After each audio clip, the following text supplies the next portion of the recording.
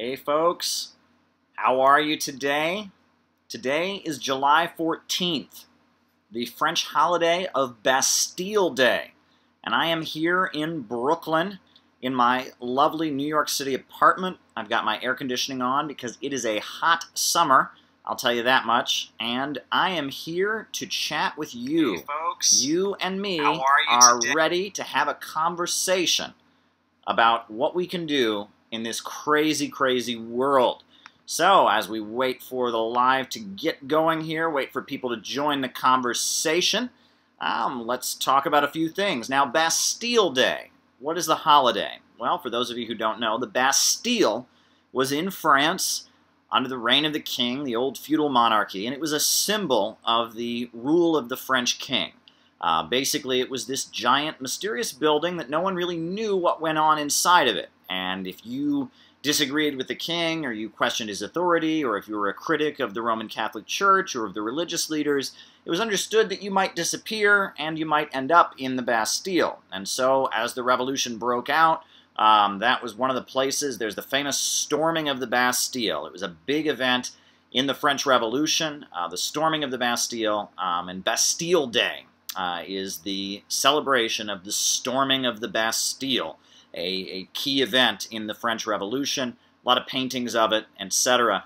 Interesting little factoid is that when they actually stormed the Bastille, there weren't that many people actually in it. It was like less than 10 prisoners that were actually in the Bastille, but it was symbolic. The Bastille was symbolic of the king's rule of terror. The French Revolution was toppling the feudal monarchy, toppling the king, so it had symbolic value. And the other interesting thing about it is, I don't know if people are familiar with the Man in the Iron Mask. That was a famous novel, Three Musketeers. Well, it was based on an actual legend. It was believed by many people that there was a prisoner in the Bastille who wore an iron mask, and that was like a basis of all kinds of theories.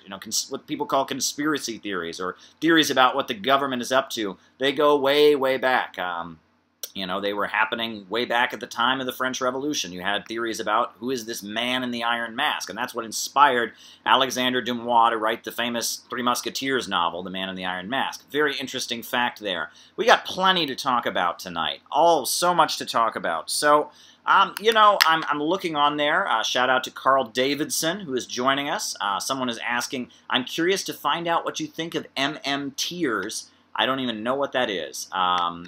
So there you go. But federal jobs program. I think that would be great if the government would hire the unemployed workers. If it would hire people and pay them a decent wage, raise the standards for employment. I think that would be a great thing. So if someone's asking me what I think about the federal jobs guarantee, I think that's a good idea.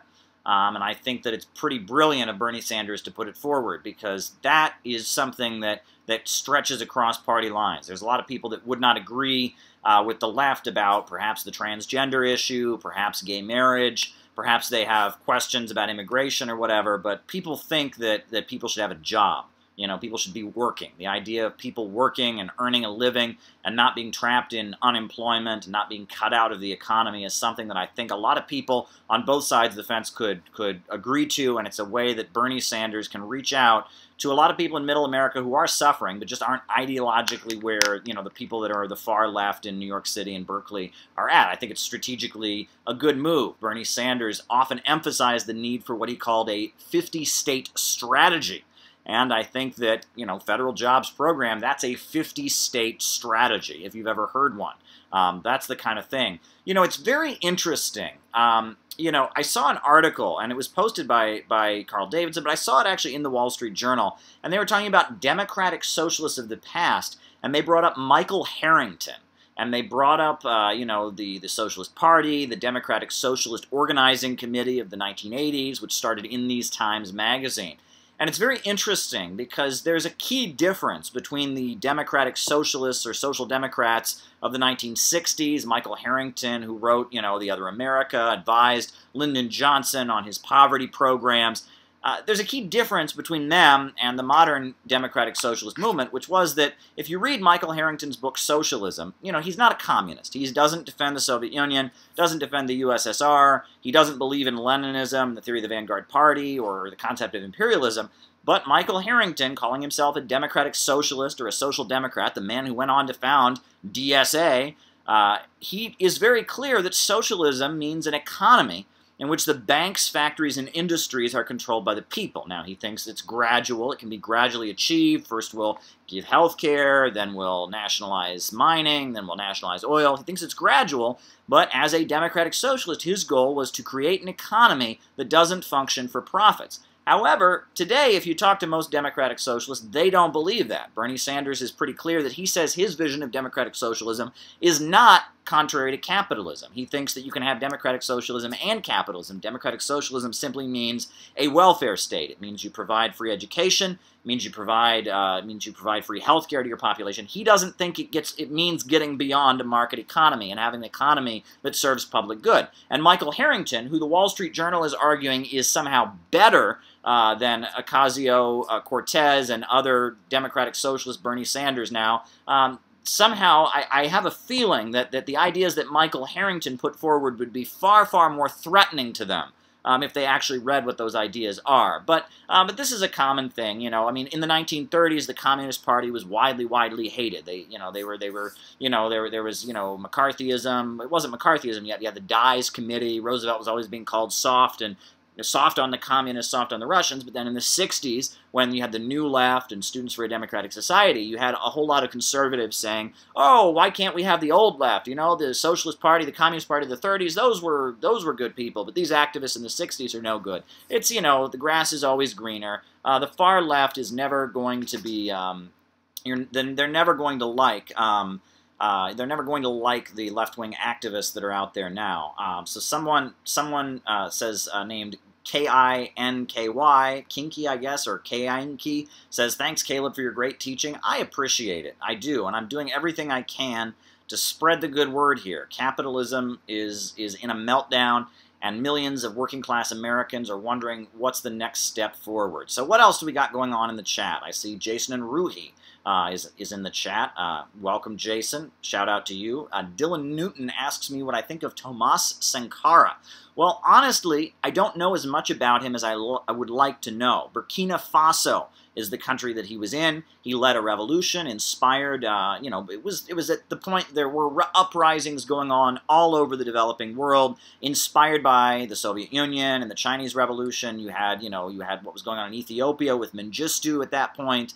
You had Zimbabwe and their struggle against the apartheid state of Rhodesia, and all over the world you had uprisings going on in places like Grenada. This is the 70s and 80s, and so Tomas Sankara was a leader of a revolution in Burkina Faso, and I'm sure that there's a lot that can be learned. I know his writings are still read and studied by revolutionaries, and people consider him to be an inspiration, and that he's considered to be somewhat of a left critic of the Soviet Union, a little bit more radical. I know a lot of the forces that considered the Soviet Union to be quote-unquote revisionist or Stalinist or whatnot, they tended to sympathize with Sankara. He presented himself as being more radical, but I really don't know enough about him. I'm not going to necessarily endorse his ideas, but that's from what I understand. He was an anti-colonial fighter, a fighter against imperialism in a developing African country.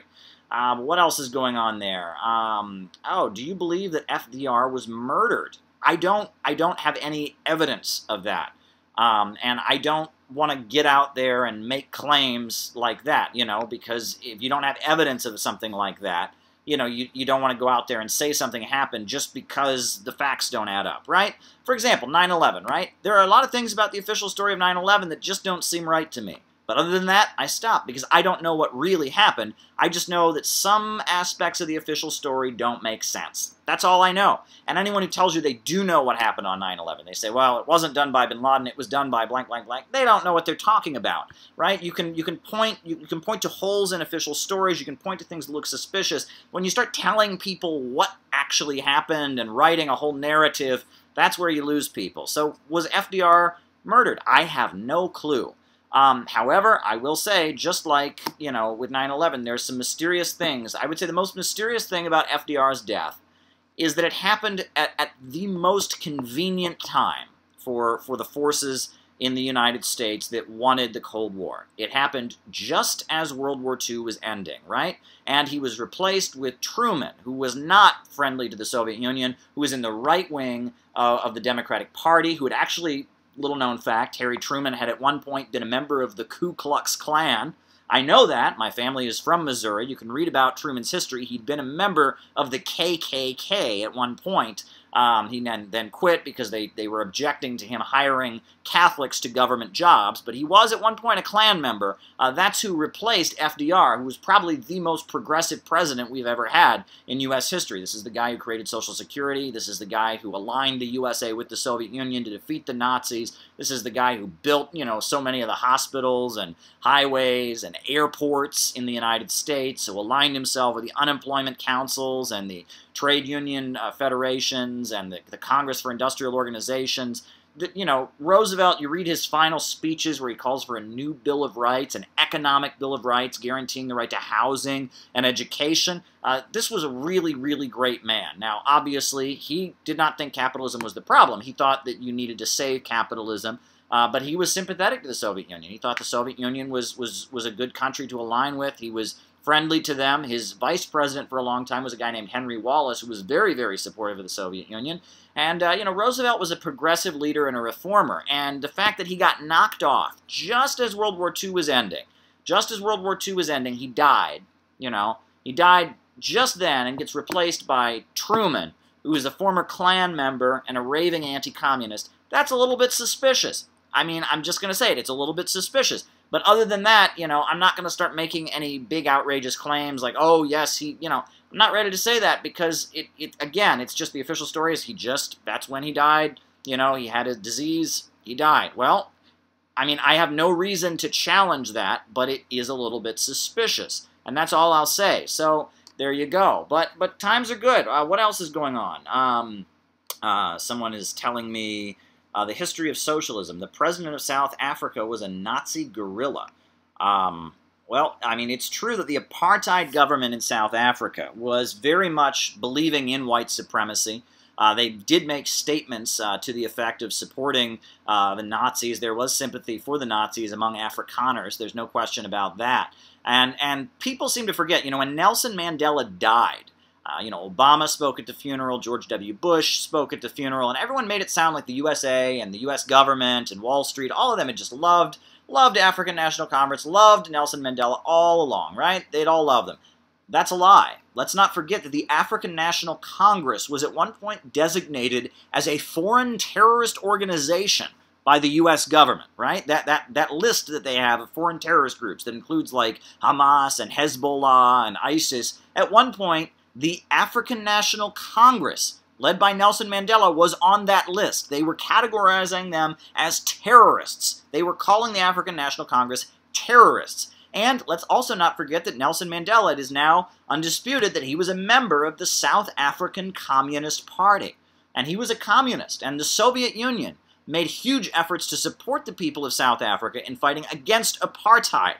And furthermore, let's not forget that in addition to the African National Congress, you also had the PAC, the Pan-African Congress, which was much more sympathetic to the to China, and they were more black nationalist in their orientation, not so much Marxist. But they had a pretty close alliance with the People's Republic of China, and those two organizations, the African National Congress and the Pan-African Congress, were both, designated as terrorists by the U.S. government. So that's a little fact I bet you didn't hear about. They always make it sound like the USA just loved Nelson Mandela, and oh, isn't he a great example, and this shows how progressive we are. Oh, no. The United States government, the political establishment in the United States, they were on the wrong side of the South African conflict until the last minute. And there you go. And to be fair, I think there were a lot of people who thought that South Africa was going to become like the Cuba of the African continent, but that didn't happen because what happened just as apartheid was falling in South Africa, the Soviet Union also fell. And so, they were able to overturn apartheid, but they weren't able to go all the way to constructing a full-on socialist state. And that was because of the shift when the Soviet Union fell. So there you go. Interesting facts we're talking about here. What a night this is. What a night this is. So much to talk about here. The Communist Party of China manages the economy, and the existing private corporations, who is this? This is Firehawk, are forced to abide by central planning. And you are absolutely right. So many people want to tell you that China is capitalist. If that's the case, they really don't understand the difference between capitalism and socialism. Socialism is a system in which the banks, factories, industries, and major centers of economic power function for the benefit of society, not for profits, right?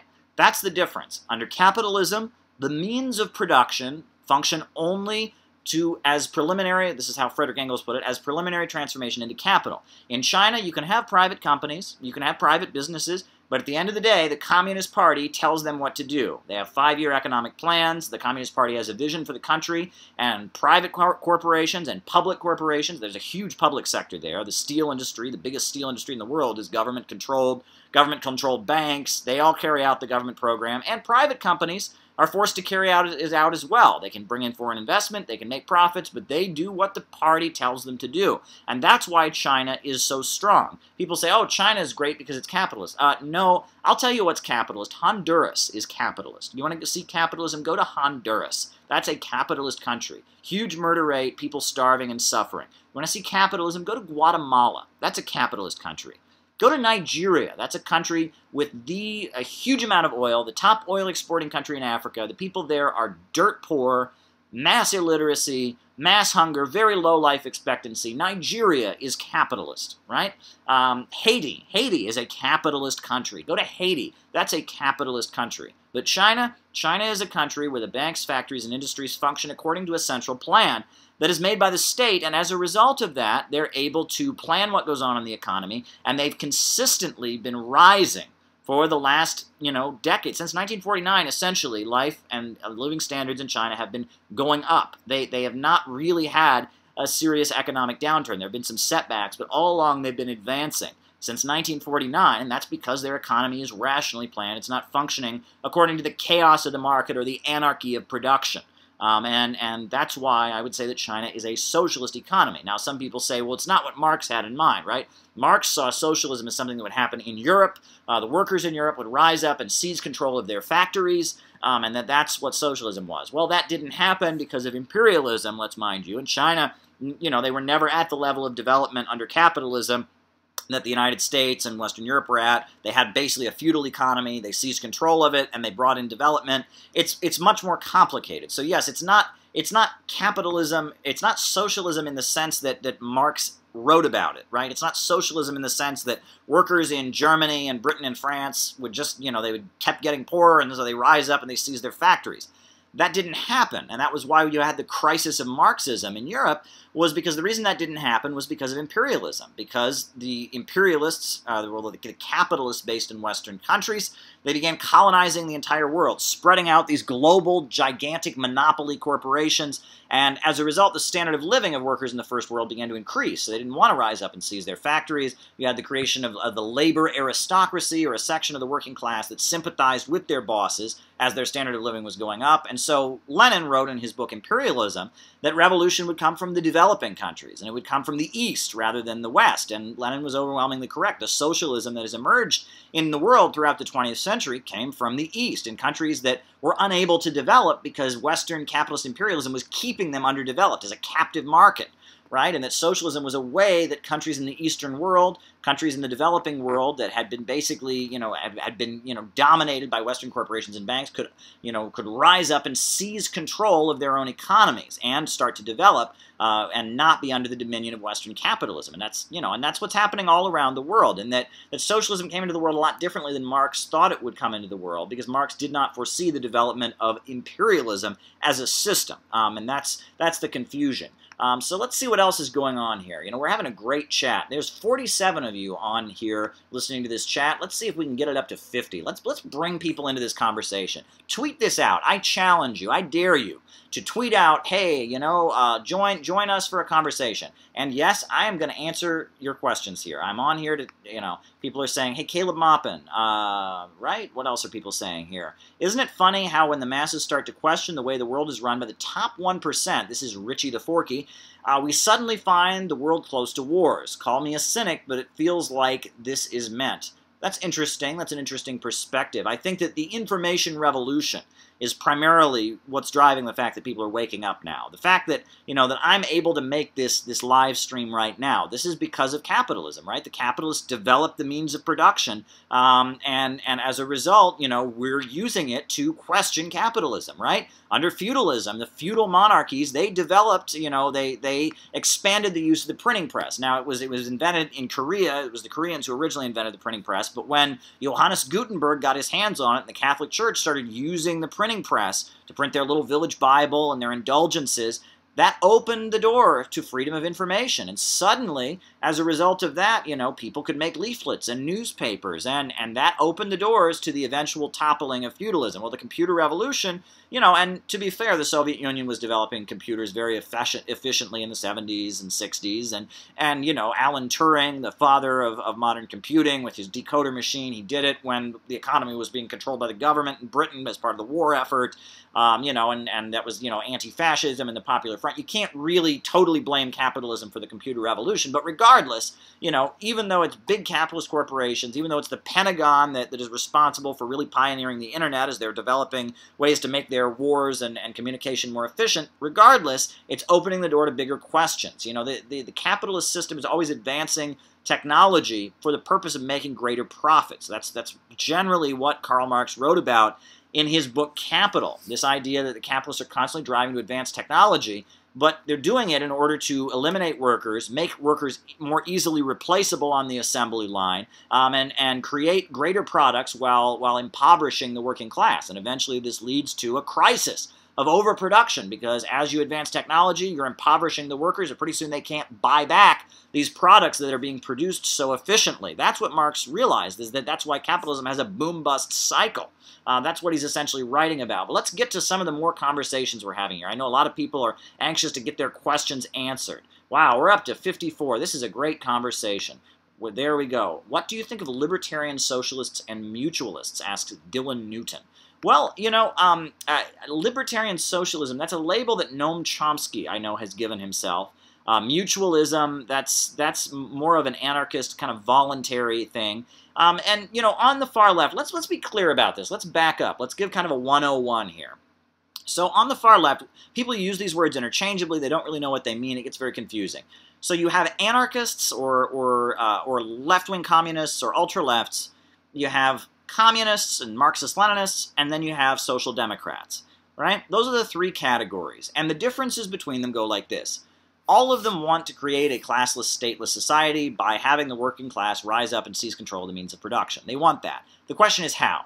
Social democrats say it's the sum of reforms. It'll gradually happen, right? They argue that, look, eventually, one day it'll be kind of like a brick wall, they argue. One day we'll have free healthcare, one day we'll have better labor unions, and gradually, one brick at a time, we'll move toward a socialist planned economy. It's the sum of reforms. Edward Bernstein, one of the big theoreticians of social democracy, he famously said, the movement is everything, and the goal is nothing. They don't believe that there's some kind of revolution is going to be necessary. They don't believe that there's like an event horizon between capitalism and socialism. They just kind of see socialism as just kind of naturally arising out of capitalism. Edward Bernstein, he very famously said that because they had universal male suffrage, that showed that European capitalism was moving towards socialism. Because every man could vote, that proved that Europe was already moving towards socialism. You didn't need there was no defining point.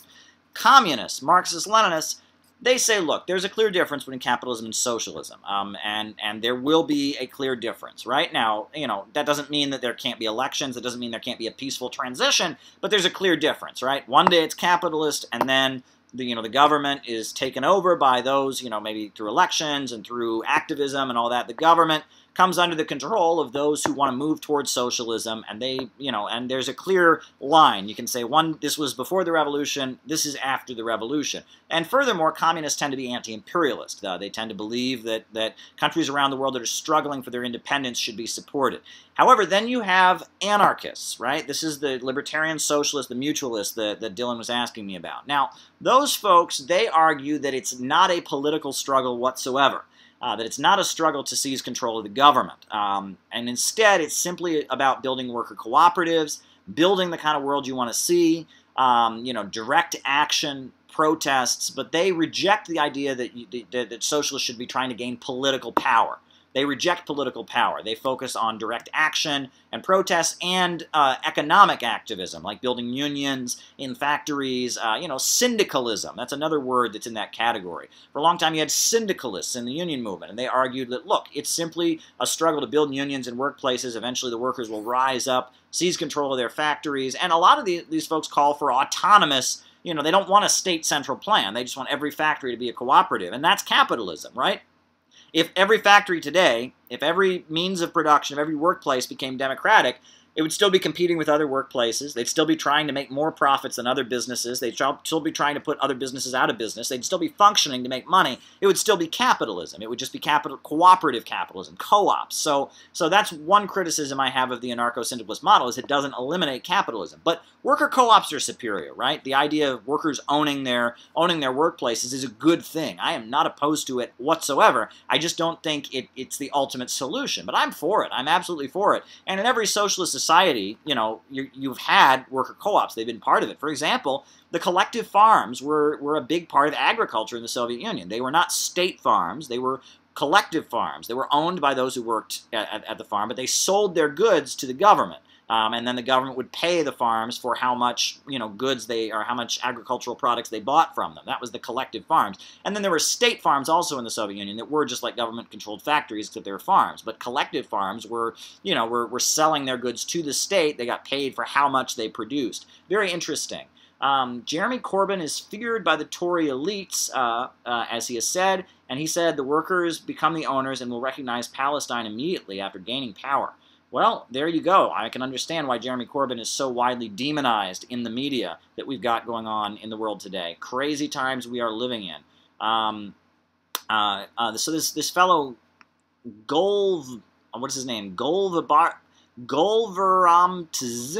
I hope I'm pronouncing your name right. I'm sure I'm not. I apologize. He's asking me what my opinion of cultural Marxism is. Well, let's back up, because there's a lot of confusion there about what that is. Now on the alt-right or the far right, they call, cultural Marxism is kind of a buzzword that they've invented, where they say that, it's cultural Marxism, it's a conspiracy and all that. Let's back up, right? At the time, the Cold War was launching after the Second World War.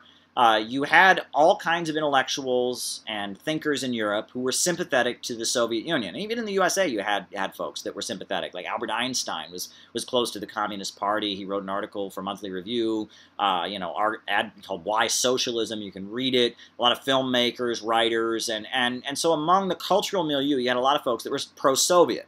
So then the U.S. Central Intelligence Agency launched a program they called the Congress for Cultural Freedom.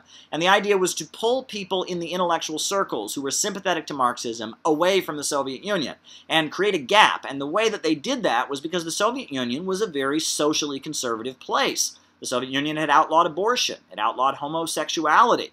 The Soviet Union, they built up Russian nationalism in some ways. They glorified the czars as great patriotic leaders. And so the idea was these kind of middle-class, cultural, bohemian artist types that focused on sexual freedom and all of that. If the CIA could fund, groups, magazines, they funded Partisan Review, a Trotskyist magazine.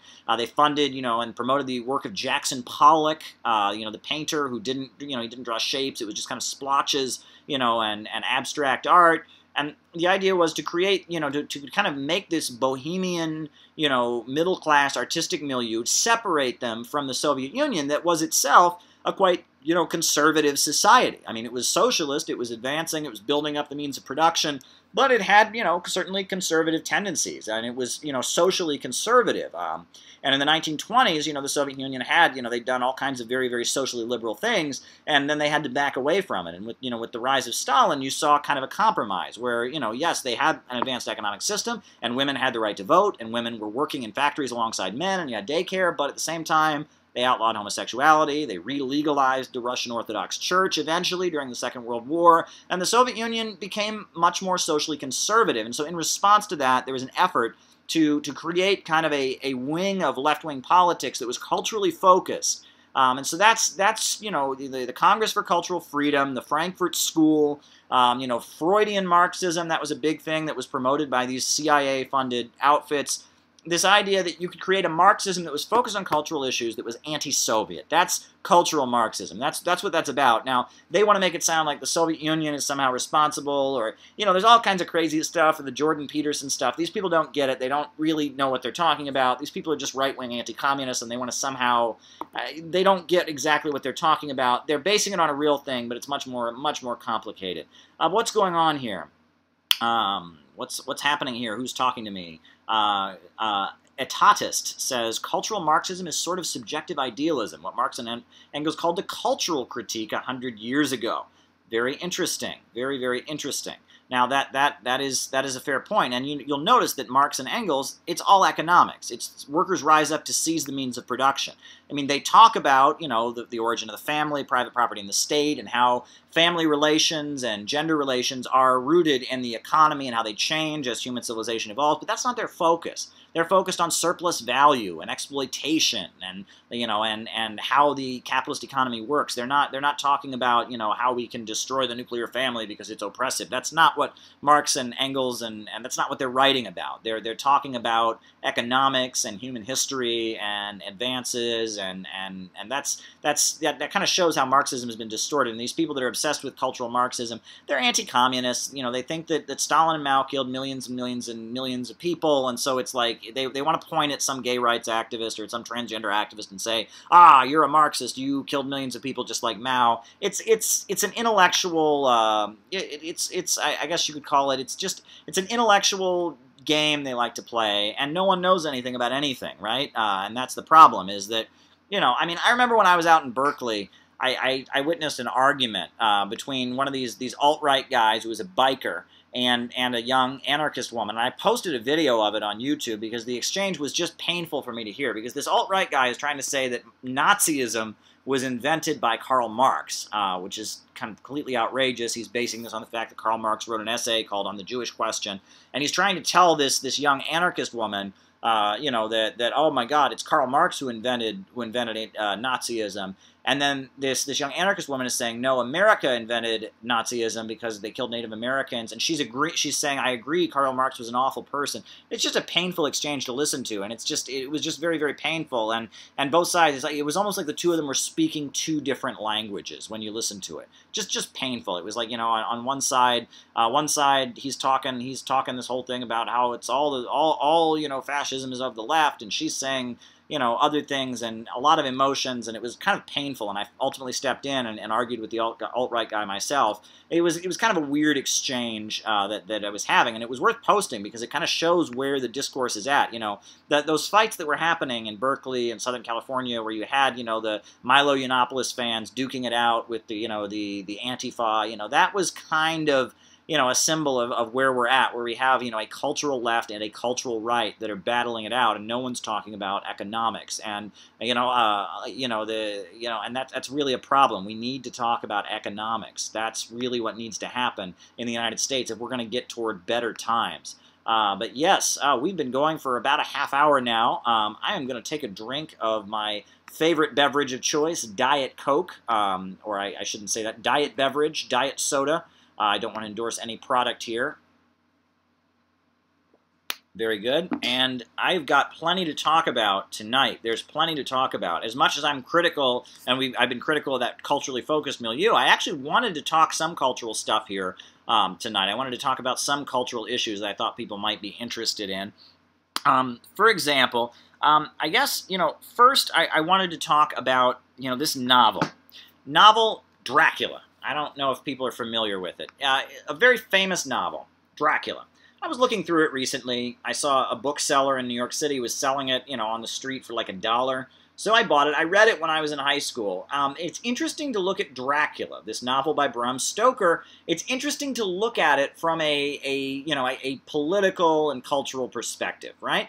You can learn a lot about society and the way people think and the economy by looking at art. And this novel, Dracula, it actually tells you a lot about Britain in the 1800s. Now, the guy who wrote it, Bram Stoker, he was Irish, and he worked in theater. He was a friend of the writer Oscar Wilde. He was kind of well known in these literary circles, and he wrote this novel, Dracula.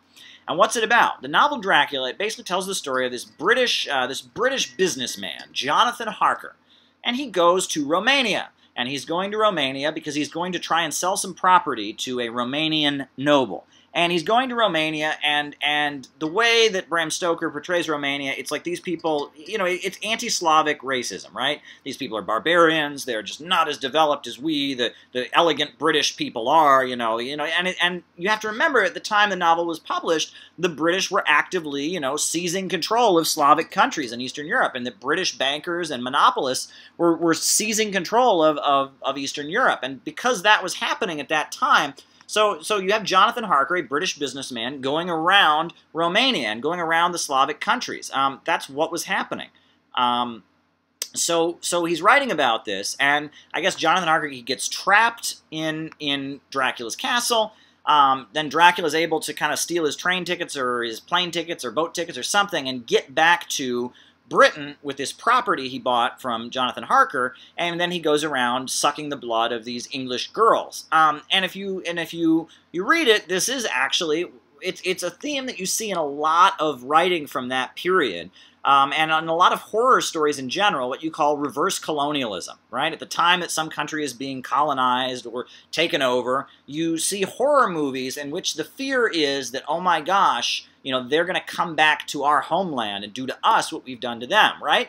I mean, King Kong is another great example of reverse colonialism, which is a theme that you see in a lot of things. King Kong, you have this island where there's, African dark-skinned folks, and then this monster from this island, this giant ape, comes back to the Western world and tears down and wreaks havoc, and all this. This is a fear, right? That at the time that Western capitalism was colonizing and exploiting and murdering people in Africa and people in island countries, there's this fear that, oh my gosh, something from that world is going to come back and start terrorizing us and start climbing up the Empire State Building, right? And you see this theme, and this is a common theme. And if you look at Dracula, it has that theme, right? It's at the time that the Slavic people and the people of Romania and Eastern Europe were being colonized, by the British, and their economies taken over by the British in the 1800s. At the same time, they've got this fear of some monster from the developing world, or it wasn't the developing world, but a monster from the country that we're taking over coming back and seizing control of it. Very interesting stuff. But what else do we have here? When you talk about Dracula, the other thing that people talk about is that the themes in Victorian times, they were very, very strict about, they wanted no sexual content, right? Pornography was illegal, very, very, kind of a crackdown. And if you look at Dracula, right, there's no sex in it, but there's a lot of stuff that it's almost like you read it. You ought to read the introduction. The writer who writes the introduction it's like there's sexual themes in it in a way, but they can't actually say it, so it's kind of written in vampire stuff. That's all I'll say about that. But it's interesting to look at Dracula because you can kind of get a mindset as the British Empire was expanding. Not only did you have books like Dracula, but you also had the world's first disgusting serial killer, right? The world's first sexualized murderer that became famous. You had Jack the Ripper, right? That was very famous. And at the same time as they're colonizing and murdering people in the developing world, at the same time, you have the rise of this kind of brutality in the homeland, right? And I think it's an interesting. You can almost compare the mass shootings that we have today in the USA with the serial killers that emerged as Britain was emerging as an imperial power. You know, I mean, the fact that, you know, you had Jack the Ripper and all of that at the same time that, you know, the British people were basically being trained to go out and kill people in the developing world. And, you know, I mean, you read about the crimes the British were committing at that point in India, in Africa, you know, I mean, it was just really horrendous. You'd read about the British settlers would just mow down whole villages with their Gatling guns, you know, which was a primitive machine gun, just mowing people down. You know, if you read about that, you know, at the same time, you know, in the British homeland, they're kind of training, they're changing the psychology of people to make them better, you know, colonizers. For example, you know, they're saying in Victorian in England, they're saying that parents should never hug their children. That'll make them soft, right? You have the emphasis on corporal punishment that becomes a big British thing, and the canings and all of that. And the idea is we're going to make people just kind of militarized, monstrous people, and as a result, you know, you have the rise of Jack the Ripper, and you have, you know, you have novels like Dracula that kind of, you know, I mean, violence, sexualized violence against women is a pretty big theme in this novel, and it was very, very popular. And you almost, it's almost like as you kind of train people to be brutal and repressive to people in the developing world, that horror starts to come home. And that seems to be a theme. So I wanted to talk about Dracula. You can read a lot into it, and as the British Empire is developing, Dracula comes out, and it kind of gives you an insight into the psychology behind imperialism. And I think that that's a good way to look at that novel.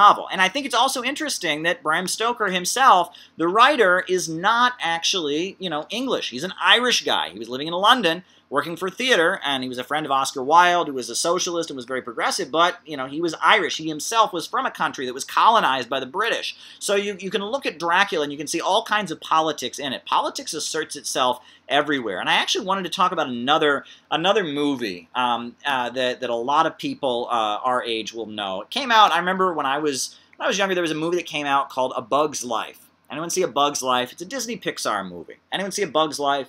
It's a movie that comes out, and it's a kid's cartoon about ants, and it's based on The Magnificent Seven, which is a cowboy movie from the 1950s, and The Magnificent Seven was based on a Japanese movie called The Seven Samurai, which is one of the most influential Japanese films.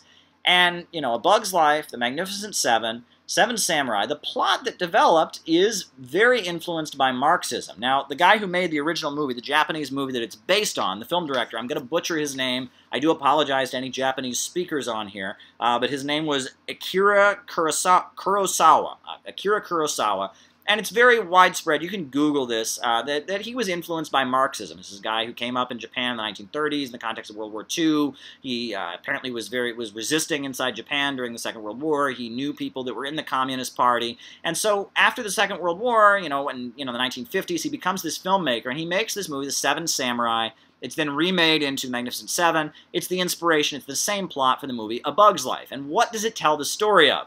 Well, the story is, I'll tell you the Magnificent Seven, right? So there's this village, and the Magnificent Seven, it's a Mexican village. I guess in the Japanese one, it's just a village in Japan. I guess in A Bug's Life, it's an ant colony. And these people in this village are being terrorized by bandits, by these bandits that come terrorize them. In the Bug's Life version, it's grasshoppers that come terrorize the ant colony. They're being terrorized. So they send somebody off to the city to find, some tough guys who will help them fight back against these bandits that are terrorizing them, or against the grasshoppers in A Bug's Life.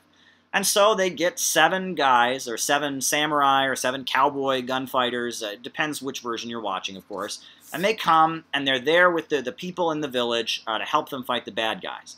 But then somebody finds out that these, and I guess in A Bug's Life, they're circus bugs, or finds out they're not who they say they are, right? They're not really, professional gunfighters. They're not really awarded famous samurai. They're not really, circus bugs or fighting bugs or whatever they are. And so the people just become disappointed. These people that were going to save them, when the bandits come once a year to steal from them, it turns out they're not who they are. But then, the bandits come to rob them, the grasshoppers show up, And the people of the village, or the people of the ants of the ant colony, they realized they didn't need them all along. That these 7 guys who were supposed to protect them, in reality, the people of the village could actually defeat the bandits themselves, right? And it's pretty obvious this is a message. This is about the Vanguard Party and the role of the Vanguard Party, right? The idea in the Leninist theory is the Vanguard Party doesn't overthrow the capitalists for the working class, but it makes the workers aware of their own strength.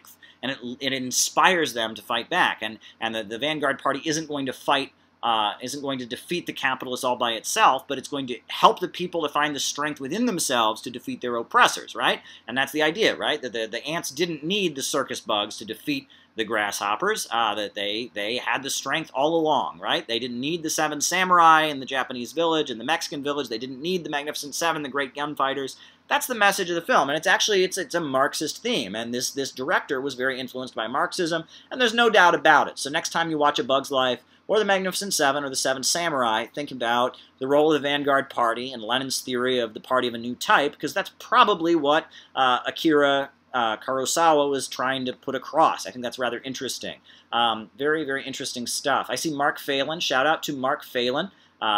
He's on there. He's saying, check out Adam Curtis's The Mayfair set about post-World War II England becoming great again by renting out militants. First part is about attacking Yemen for Saudi Arabia. I will have to check that out. But I got plenty to talk about on here. This is a great night. You know, it's a hot summer, but I'm here in my lovely, lovely Brooklyn apartment. We got plenty of things to talk about. So did folks see that the oil prices are at this point above $70 a barrel? $70. Do you remember when the oil prices back in 2015 were below $30 a barrel? Right? They had dropped. I remember that. There was a time where you could get a meal at KFC, Kentucky Fried Chicken, that would cost less than a barrel of oil. That would cost more than a barrel of oil cost, right? The oil prices under Obama, they just sunk. They just sunk to a dramatic low. Well, now they're at $70 a barrel, and they are rising. Now, they did stop rising momentarily because Libya has increased production, which is very interesting. The other thing is the United Arab Emirates now is in Libya, working with some of the militias there. Libya, at this point, doesn't have a stable government. Libya used to be the most prosperous country on the African continent. You know, very, very prosperous country, and it was bombed and destroyed. And things are awful in Libya right now. You got, you know, 2 different groups that claim they're the Libyan government fighting each other. You got ISIL-controlled territory, or ISIS-controlled territory. You got Al-Qaeda. I mean, the place is a mess. People are fleeing on rafts. You know, anyone who thinks that regime change. I remember when the bombing of Libya started. You know, when and all these leftists, they said, well, you know, this is a revolution. They said it's a revolution. It's a glorious revolution. And even some of them said, well, we're against the bombing, but none of them would protest against the destruction of Libya. So there you go. But all is well. I mean, not all is well in Libya. Libya has been destroyed by imperialism, and a lot of people thought it was a revolution because Gaddafi wasn't a true socialist or something. Very, very, very sad. Hey Caleb, says David. Hey Caleb, just wondered, does anyone stop you or confront you in the street when you are making your videos and talking into the camera? I don't care. I mean, occasionally I do. Yeah, I mean, people know me. If anyone who watches RT knows who I am, and sure, there have been times where there have been, you know, people who said, hey, aren't you that guy from RT? And you wouldn't believe it, you know, as much as they tell people in the USA not to watch RT. They say, don't listen to that Russian propaganda. Oh, God, don't listen to... You know, you'd be surprised how many people watch it because of that. It's kind of like if you put up a sign everywhere that says, don't think about polar bears. What do people do?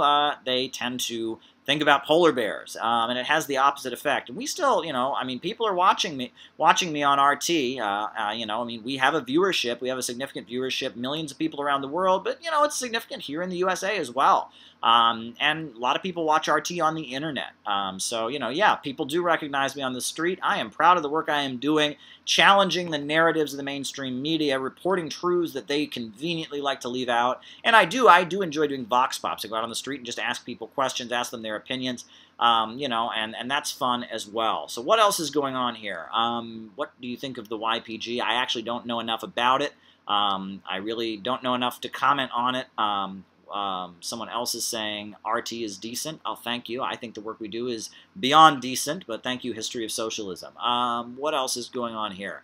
Now, I've got plenty of things to talk about. Now, we know that you know, there was this article I want to get back to this about the Democratic Socialists of America and their history, because it's quite interesting. One of the individuals who was key in setting up, what became Democratic Socialists of America, the Michael Harrington trend, is an individual by the name of Max Shachtman. Max Shachtman. Now, Max Shachtman was a founding member of the Communist Party when it was set up in the United States in 1919, 1921 was when they had the Unified Convention.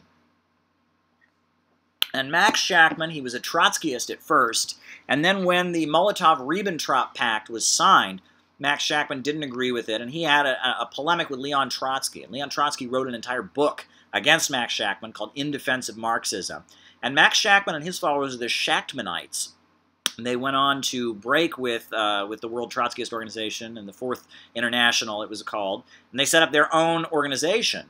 Eventually the Workers' Party, the Independent Socialists, and eventually they dropped Leninism, and they went into the U.S. Socialist Party. And they were in the Socialist Party, and in the final years of his life, Max Shachtman, who'd been a founding member of the Communist Party, he supported the Bay of Pigs invasion. But this was an individual who, is really, in New York City among labor union activists, Max Shachtman's photograph is there. Very good speaker, but his politics significantly shifted.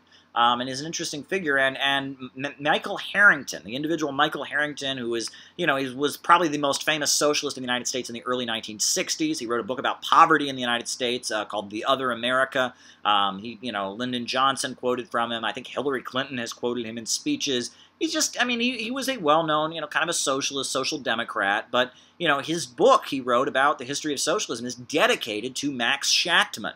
But the Shachtmanite Trotskyists, if you read their history, there's a book, In Defense of Marxism, by Leon Trotsky, in which Trotsky polemicizes against them. There's a book, The Struggle for a Proletarian Party, by James Cannon, who is the head of Trotskyism in the United States, polemicizing against them. Basically, he refers to Shachtman and his grouping as the New York City intellectuals. And it's basically argued that their socialism was not about class struggle, and it was kind of about intellectual alienation, and that's why they turned against the Soviet Union.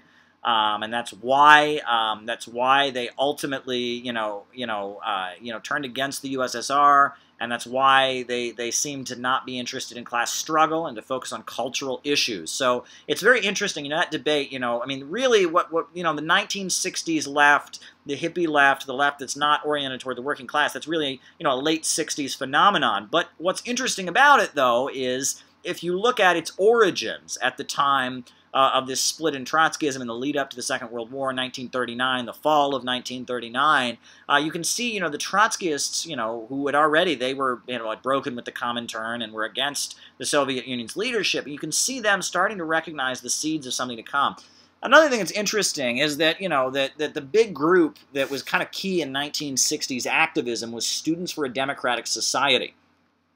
And Students for a Democratic Society, SDS, it was originally called Students for Industrial Democracy, and it was actually started by a lot of these forces that eventually went on to start the Democratic Socialists of America. You had Tom Hayden, you had Upton Sinclair. It was the League for Industrial Democracy. It was their student group. They formed Students for Industrial Democracy, and they put together this thing called the Port Huron Statement. It was against the Soviet Union. They were social democrats. They were for what they called the theory of participatory democracy, which meant, workers controlling their factories, but was against, the Soviet Union. And they were funded by the United Auto Workers Union, which was led by Victor and Walter Reuther, the two brothers, that they were aligned with Michael Harrington, and that originally Students for a Democratic Society was like a DSA kind of outfit. It was, social democratic. It was, supporting the Democratic Party, but it was against the Vietnam War. It was part of the Civil Rights Movement. But as the 60s advanced, Students for a Democratic Society, eventually, originally they had actually had a ban on any member of the Communist Party or anyone who supported the Soviet Union or was a communist being a member. Eventually they lifted that ban, and pretty soon, by 1969, SDS, which started out as a DSA kind of group, as kind of a moderate social democratic group, tied to Michael Harrington types and the United Auto Workers. Eventually, by 1969, there were two Maoist factions that were fighting over it, the Progressive Labor Party and the Revolutionary Youth Movement, or Weatherman. And those two factions, so SDS, Students for a Democratic Society, and let's keep in mind, the reason they were a household name in the 1960s is they had a lot of funding coming in from the United Auto Workers. I know there was the Institute for Policy Studies, and they had a lot of foundation money, and they were just kind of moderate social democrats. But as the 1960s progressed, they became more and more radical, and eventually they broke apart as the Progressive Labor Party and the Weatherman faction battled for control. And eventually, people know the Weatherman faction went on to become an underground group that engaged in armed activism. Progressive Labor Party built this thing called the Workers' Student Alliance and urged its members to get jobs in factories, and Students for a Democratic Society faded away. But they went from being quite a moderate group that was very, very well funded to becoming a very, very radical group. People think of SDS as being, you talk to any old 1960s folks, they think of SDS as being, oh, those are radical extremists. Well, if you read their founding documents, the Port Huron Statement, they sounded, they made anyone who was at all radical look pretty extreme. They were a pretty moderate group, and they were pretty closely tied to the Democratic Party, and so that's kind of an interesting observation. Bob Marston, my friend out in California, he says, okay, Caleb, now that you're talking about DSA and Max Shachtman, is it time to talk about another Shachtman operation, the International Socialist Organization, how they're different than DSA? I don't want to get into this too much. I'm not going to get into a bash fest of different groups, but it's interesting to point out. So, and I think Bob Marston, he's out there in Berkeley, and it's interesting. So folks will know the ISO, or the International Socialist Organization. I'll just quickly go over their history. In, Max Shachtman, after he broke with Trotskyism, first he formed something called the Workers' Party. Then he formed something called the Independent Socialist Clubs, or the Independent Socialists, the IS. At Berkeley, at the University of Berkeley in California, there was an independent socialist club, and it was pretty big. I mean, Berkeley was a center of activism, early 60s, things got going. The Independent Socialist Club of Berkeley was the Shachtman group, and they were aligned with Max Shachtman against both the Soviet Union and American capitalism, still considered themselves to be Leninists. And then when Max Shachtman came forward and said, you know what, we don't believe in Leninism anymore, we're just socialists, we don't believe in Leninism anymore. At that point, the Independent Socialist Clubs of Berkeley cut their affiliation with Max Shachtman and aligned with a Trotskyist leader in Britain who was saying approximately the same thing, named Tony Cliff.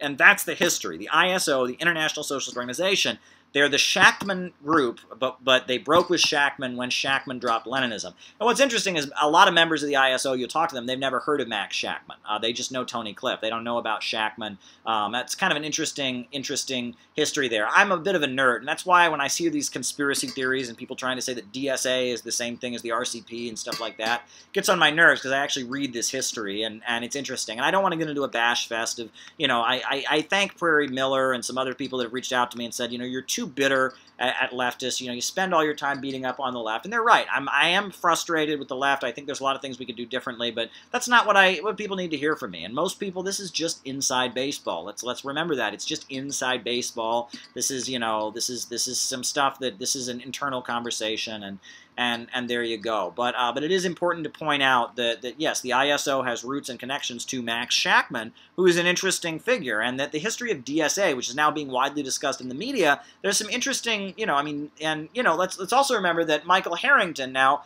coming out of the 1970s. In the 1970s, you had this thing called the New Communist Movement. There were a lot of people in the USA.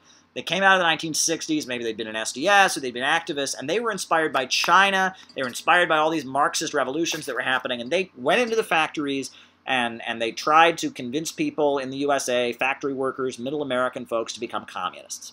And they worked in factories, and there were a bunch of different groups. There was the Communist Workers' Party, there was the Revolutionary Communist Party, there was the October League, the Communist Labor Party. All these groups, the idea was to recreate something like the Communist Party USA that had been based in communities and neighborhoods, had fed people, had shop organizations.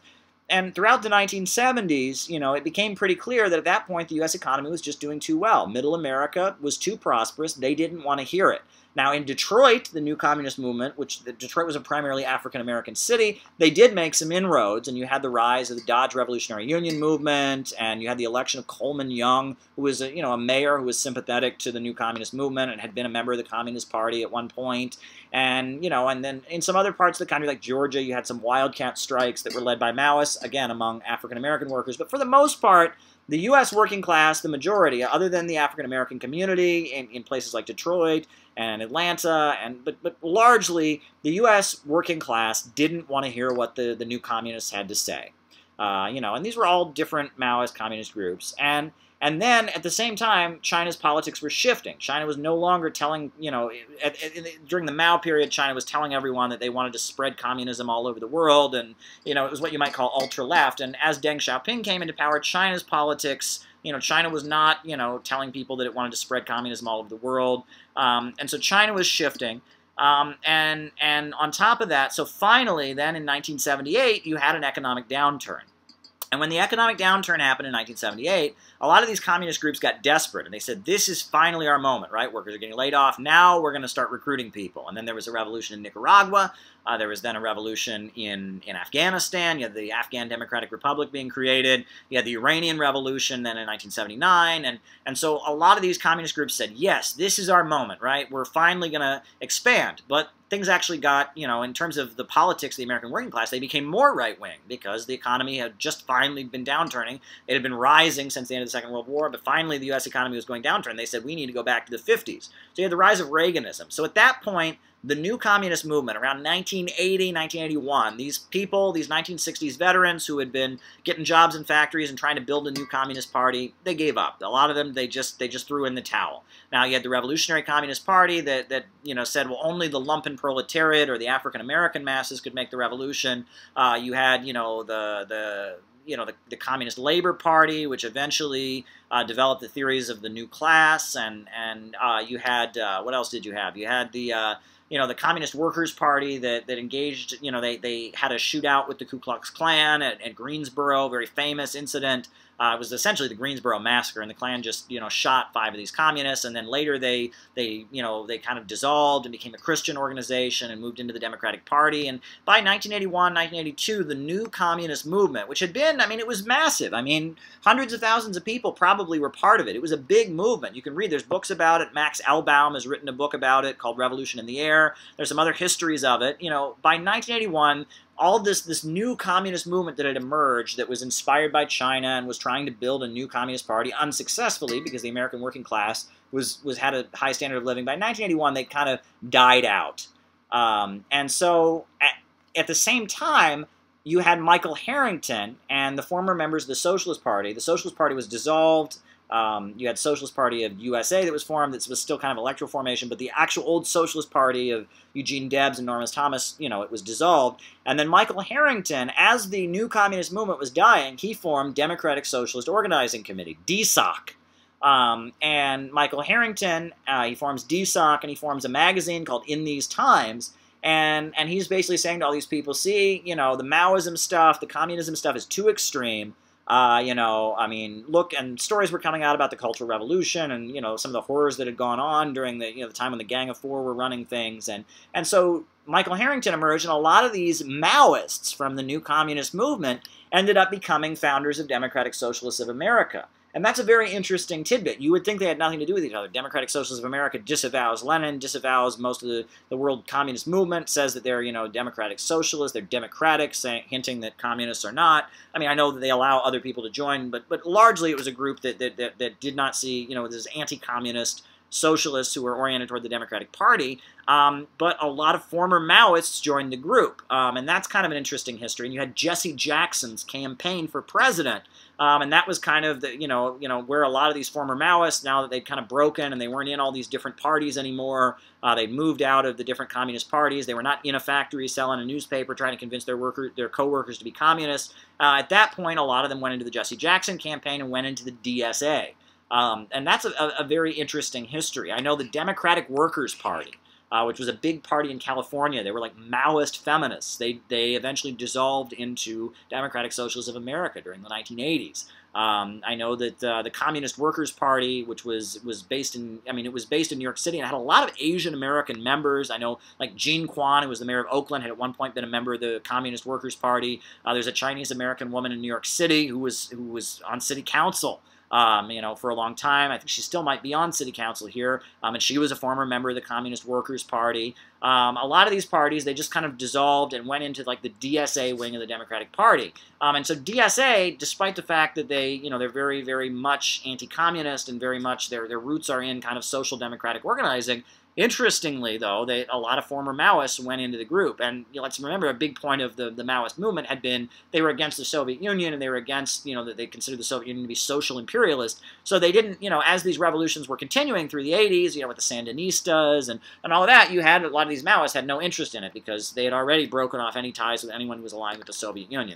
They were not pro-Cuba, they were not pro, supporting any of the anti-colonial revolts around the world that were aligned with the Soviet Union. So, it's kind of an interesting history, the origins of DSA and how, kind of the death of the new communist movement, kind of laid the foundations for them. But I'm repeating myself. I think the interesting thing about the new communist movement is the context. You have to remember what happened was that Middle America just didn't want to hear it. And the reason Middle America didn't want to hear it was because of the simple fact that the economy was booming. And yes, they finally had a downturn in 1978, but then the instinct of most white working class Americans was to just go more right-wing.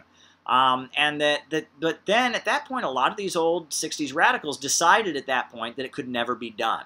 And they wouldn't put it in those words, but a lot of them think that. They think Middle America are their enemies, and a lot of them think that. And what's weird is that right now, all across the United States, anti-capitalist sentiments are higher than they've ever been. And I'm not just talking about among, African Americans and the oppressed community. I'm talking about among Americans, especially younger Americans, millennials like myself, anti-capitalist sentiments and openness to socialist ideas and socialist economic theories and socialist proposals is very, very widespread. However, these 1960s radicals that control these various socialist groups, they hold on to the idea that it's impossible to convince white working class Middle Americans, people in Iowa and Kansas and Ohio and Missouri and Texas, to convince them that to be socialists. It's just impossible. No, these people are all racist. They're all in the Ku Klux Klan.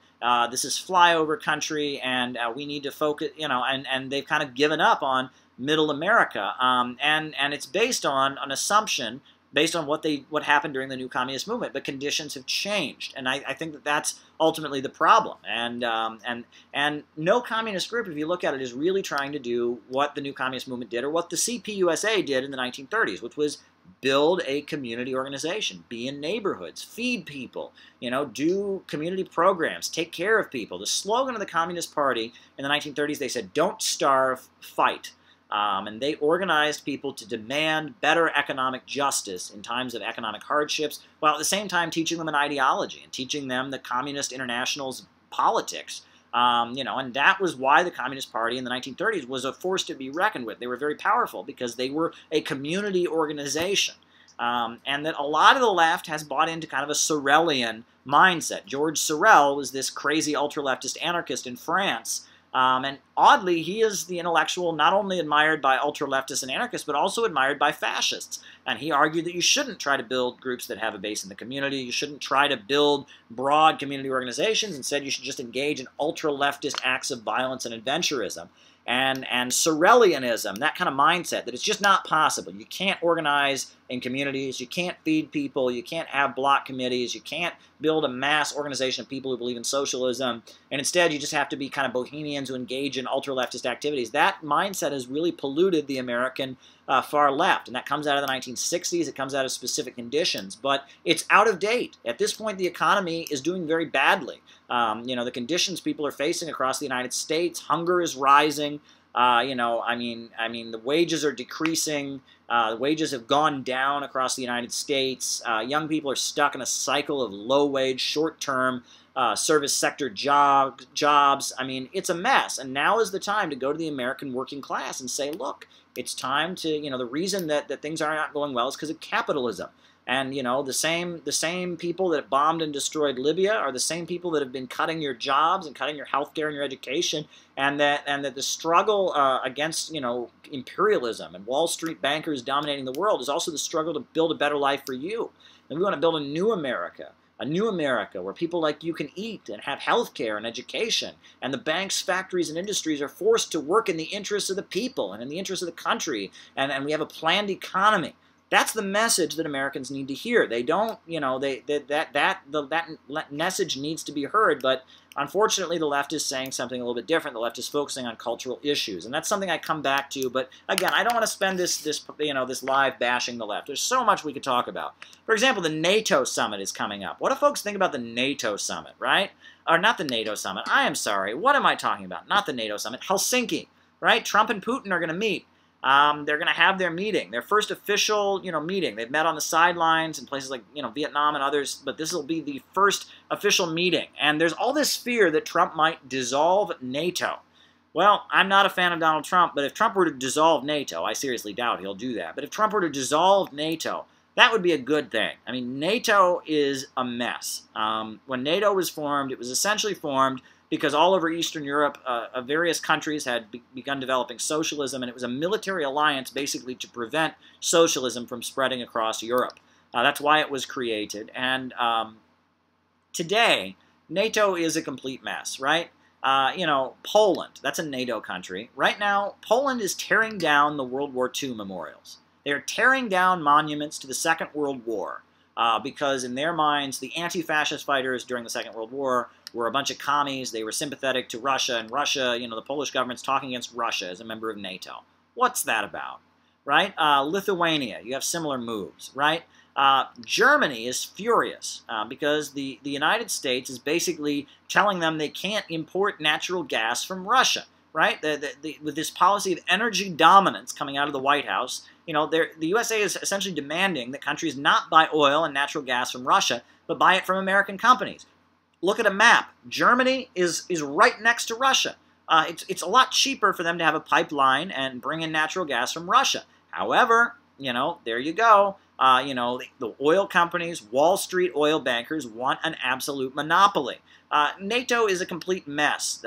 NATO is a mess. And if the USA were to pull out of that, that would be good. Now, I don't think Trump is going to pull out of NATO. Right now, what he's doing is he's demanding that these NATO countries increase their military spending.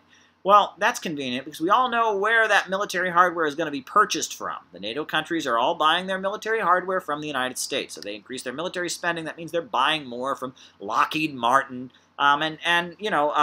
Libertas Aeterna, he's saying on here that NATO, destroyed Yugoslavia. Gavin Lockhart is talking about NATO and its Nazi links and its history. Well, that's very interesting, and let's not forget, Yugoslavia was, bombed and destroyed. What was done in Serbia was absolutely atrocious. A country was essentially destroyed. We can talk about Libya. That was also a NATO operation. It's been a mess. Afghanistan, that's NATO, right? NATO has been occupying Afghanistan, all the NATO countries, and since 2002, it's been occupied, and it has not had 1 ounce of stability since then. It's become the heroin capital of the world. NATO, the North Atlantic Treaty Organization, does not play a good role in the world. It just doesn't play a good role. And if the USA were to pull out of it, I think that would be great. I really doubt Trump is going to do that. And also, there was an understanding with Russia at the time the Soviet Union collapsed that NATO would not expand. And NATO has consistently been expanding. And new countries have been joining it ever since the fall of the Soviet Union. And so, that's something people need to talk about. And that needs to be acknowledged. People don't talk about the expansion of NATO. But it's funny, it's the North Atlantic Treaty Organization, the Atlantic Pact. I know when it was first formed, the Communist Party USA, at that point led by Eugene Dennis. And actually, I'll pull out the book. It's kind of interesting. It's a little historical anecdote. Eugene Dennis, the leader of the Communist Party of the United States at the time NATO was formed, and that was also the time they were all being put on trial. Eugene Dennis was the acting leader of the Communist Party. William Z. Foster was the leader, but he was pretty old at that point. And he published this book, Ideas They Cannot Jail. And it was basically a lot of the speeches they gave about McCarthyism and when they were put on trial. And one of the speeches in this book by Eugene Dennis is called Smash the Atlantic Pact. Smash the Atlantic Pact. And he's talking about NATO. And he says it's bad for America's working families.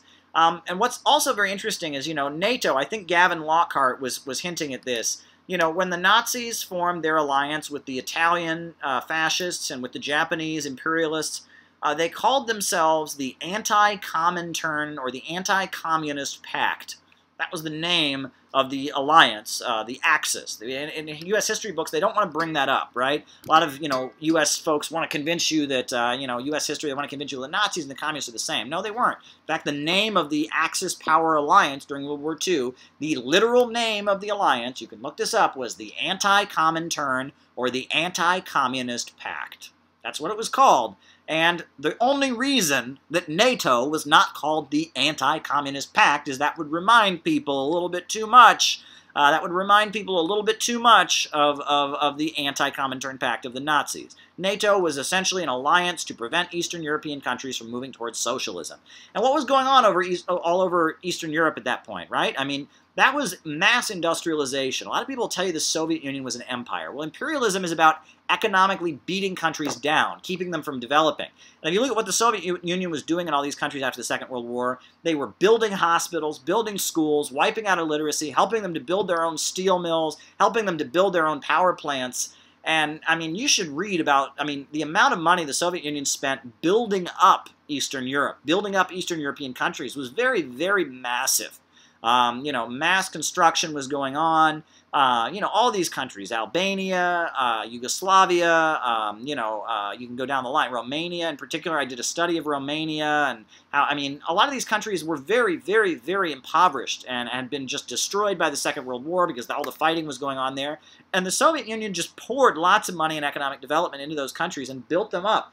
And let me add, mind you, that when the Soviet Union fell, it was an economic disaster for Eastern Europe. It was a disaster. A lot of these countries, they lost, their economies just crashed. Now Eastern Europe is a center of the global sex trade. Women in all of these countries that were formerly part of the Eastern Bloc, they had guaranteed health care and education. They had guaranteed employment and jobs. And they went from that to, Eastern Europe being a center of the global sex trade. Heroin is all over Eastern Europe. Capitalism, the new Europe. I remember George W. Bush, he used to talk about the new Europe.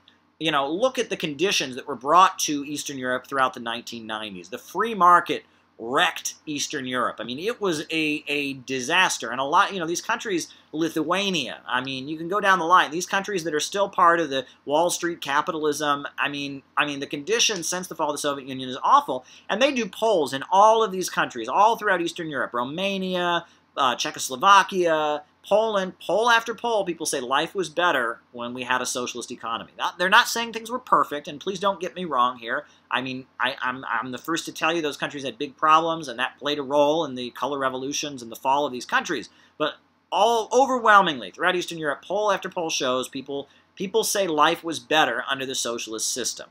People say life was far better, and capitalism has been running the NATO countries since the fall of the Soviet Union. It's been running all these Eastern European countries that are aligned with NATO, and look at the results there. Are they getting more prosperous? Are they being more developed? Come on, folks. The fall of the Soviet Union was a disaster, and people. It's funny. Vladimir Putin will say the fall of the Soviet Union was a disaster, and people in the U.S. media make it sound like that's a scandalous thing to say. But, even just strictly from a humanitarian point of view, not talking politics, not even trying to promote communism, the fall of the Soviet Union was catastrophic. People lost their jobs, people were homeless, heroin came into the country, mass unemployment, 20 to 30% unemployment. So when Putin says that the fall of the Soviet Union was a disaster, that's not a scandalous statement, that's a fact. By all objective measures, the 1990s in Russia was not a good time for the country. You had factories closing their doors in big numbers. The country stopped producing its own food and became dependent on producing food from the United States. The fall of the Soviet Union, the Yeltsin administration that was shutting factories down, selling off the economy to the highest bidder, it was a mess. And what was the administration that was overseeing that process in the United States? That was the Clinton administration. And the Bill Clinton White House teamed up with the Yeltsin administration, and they oversaw the demolition of a country. And Russia's economy has only improved because in 1999, 2000, you had Vladimir Putin come in there, and what did he do?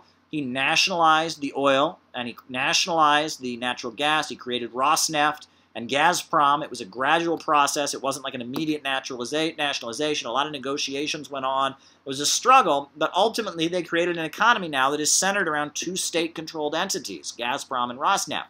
And that's why Russia's economy has improved, is because they've reasserted state control. So anyone who tells you the fall of the Soviet Union proves that capitalism is great or capitalism is our only option doesn't know what they're talking about. Every single one of those countries, people say life was better under socialism, and the only way Russia has been able to fix up its economy is by reasserting state control. So this whole narrative that tells you that the fall of the Soviet Union proves that capitalism is great, no. Look at the 1990s, look at conditions today in Eastern Europe, look at all the polls that are coming out, look at how Russia fixed itself back up. Everyone's got it just completely wrong. The narrative that people have is just completely wrong. But oh my goodness, Joseph Phillips. Shout out to Joseph Phillips. He's doing great research in economics. He says the rise of the extreme right in the eastern half of Europe to its status as a credible threat to stability is a direct result of the collapse of the Soviet Union and neoliberal policies afterwards. He is absolutely right about that, and that was one thing that happened. As the Soviet Union was falling, there was a lot of support for ethnic nationalism. And parties that were fascistic and right-wing in the falling Soviet countries, and the countries of the Eastern Bloc. That is very true, and that's how Yugoslavia was ultimately ripped apart. Is that the United States and NATO were backing these kind of ethnic separations. Yugoslavia was an alliance of many different nationalities in the Slavic world, and you should read Michael Parenti wrote a beautiful book called To Kill a Nation, where he documents how Yugoslavia was broken up. It was intentionally broken up. You can read all about it. Now, does that mean everything was perfect in Yugoslavia? Obviously not. But the reason, the way that Yugoslavia was broken up was pretty ruthless, and it was, dividing people along the lines of nationality. And then ultimately, Bill Clinton went in there and bombed Serbia. And a lot of the allegations that were being made in the U.S. press at that time about, oh my God, there was genocide going on. A lot of those allegations have now, the mainstream media, lo and behold, just like Libya, just like, some of the stuff we've heard around Syria, lo and behold, has been disproven. A lot of these over-the-top allegations they were making against the Serbian government have been disproven. That's just another example of how, the Wall Street are not liberators. Richard Wolff and Chomsky, says George TVP. Well, Noam Chomsky is an intellectual. He was against the Vietnam War. He came out of the milieu of the Communist Party. In the 1930s, his parents were part of the Communist Party in the 1930s, and he came out of that milieu. He was a critic of U.S. foreign policy, very famous linguistic academic, and he was a critic of U.S. foreign policy. Richard Wolff, I've met a number of times, great guy, and he's, he comes from France. I know his the French Communist Party. That he grew up seeing the French Communist Party, which is a mass organization, and he's an intellectual, and he writes about economics. He advocates, he's really into worker cooperatives, democracy at work. He's a great guy as well. My interactions with Noam Chomsky, it's very interesting. I asked Noam Chomsky at the United Nations. I was at the UN, where there was a UN press conference sponsored by the Arab League, and I actually confronted Noam Chomsky. You can look it up on YouTube. The clip is out there. And I asked Noam Chomsky about how scientists in Iran, Iranian nuclear scientists, were assassinated by Israel and the Mujahideen cult terrorist organization. And Noam Chomsky didn't give me a direct answer. He said, yeah, what you're alluding to is true, but he didn't want to directly answer the question. He said, well, why focus on one crime? And he was invited there by the Arab League, and I was asking a question about Iran, and, he answered the question in kind of a way that he didn't want to totally acknowledge the assassination of the nuclear scientist. But that was my interaction with Noam Chomsky. Very, very interesting. So other people... But what else can we talk about here? We talked about A Bug's Life. We talked about Dracula. We talked about Eugene Dennis and the ideas that they cannot jail, which is an interesting book. You ought to read, During McCarthyism, the Communist Party, they still maintained a solid base of, 10, 12,000 members. And this was a time that it was illegal to be a member. Their national leadership was jailed. They were functioning as a secret group, but yet they still maintained a pretty decent base of membership. And Eugene Dennis was representing them. And it wasn't really until the secret speech by Khrushchev in 1956, that's what really destroyed the U.S. Communist Party.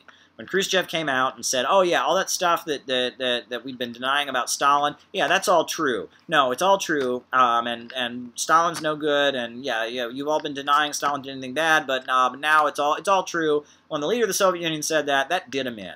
That really did him in. And that was kind of, since then, at that point, You had the John Gates faction of the U.S. Communist Party that wanted to cut off ties with the Soviet Union, and they were all getting kicked out, and they were printing stuff supporting the Hungarian revolt in the Daily Worker newspaper. And then you had, you know, the more anti-revisionist sections grouped around William Z. Foster, you know, that were saying they wanted to keep defending Stalin. They didn't trust Khrushchev, and they were kicked out. I mean, William Z. Foster was so old he stayed in, but you know, a lot of African American leaders who didn't want to give up the position supporting black nationalism and the Black Belt South were kicked off. And at that point, Eugene Dennis and then later Gus Hall, who got out of prison, the Communist Party was a much smaller and weakened organization at that point.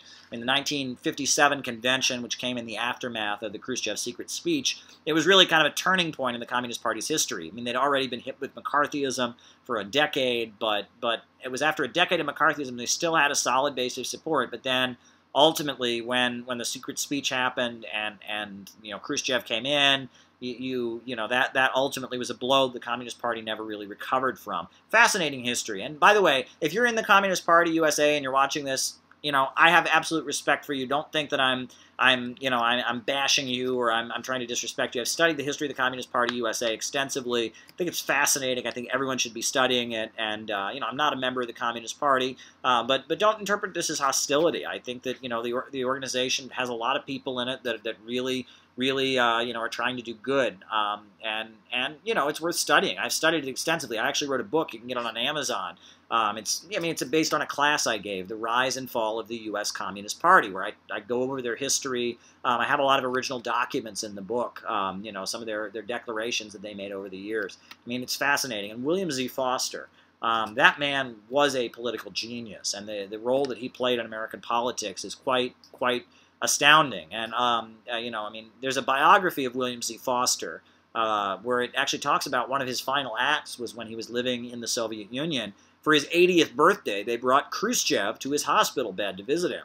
And the Sino-Soviet split had just happened. The Soviet Union and China just had a falling out. This is 1961. And William Z. Foster there, this 80-year-old man, you know, in a hospital bed, shouts at Khrushchev and says, "How dare you cut off things with Mao?" You know, and so Khrushchev walks out of the hospital room. I mean, that's kind of amazing. A couple days later, William Z. Foster, at 80 years old, passes away. He has a Soviet state funeral. He has a funeral in the United States with like 1,000 people come out to, you know, to attend his funeral. You know, William Z. Foster was a pivotal person in U.S. history. This is a guy who led a huge strike in 1919, the Steel Strike. This was a prominent labor leader who went to the Soviet Union and was recruited, you know, to the Communist Party in the Soviet Union. Fascinating story. William Z. Foster. I've studied his life. A lot you can learn from the life of William Z. Foster. And his writing is very clear.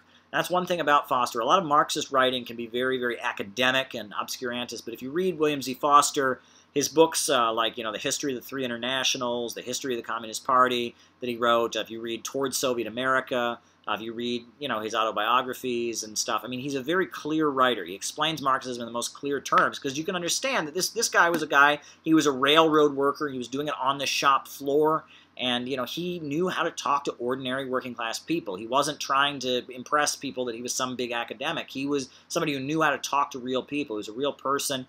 William Z. Foster. Look into William Z. Foster. Fascinating life story. I'm a big fan of William Z. Foster's writing, and you can see how he developed over the years. He fought against Earl Browder. Earl Browder was, you know, kind of his rival in the Communist Party, and they struggled for power throughout the 1930s. And ultimately, after the Second World War, when Earl Browder refused to basically, you know, take the Cold War positions of the Soviet Union and you know, refused to denounce American imperialism and was saying that there should be a permanent no-strike pledge, then William Z. Foster ultimately defeated Earl Browder. Kind of a fascinating development. I mean, William Z. Foster's life is really fascinating. I encourage people to study it. All kinds of stuff we can talk about here. You know, it's great. It's almost 11 o'clock here in New York City. I am going to drink another little bit of, you know, this diet beverage that I will not name. Let's keep talking. Kermit Ninja Niner says the summit will be just a photo op. Well, I don't know. I mean, I think Putin and Trump will talk. I think they'll have some kind of conversation. I don't know if it's going to be a big, huge game changer in Russia-U.S. relations.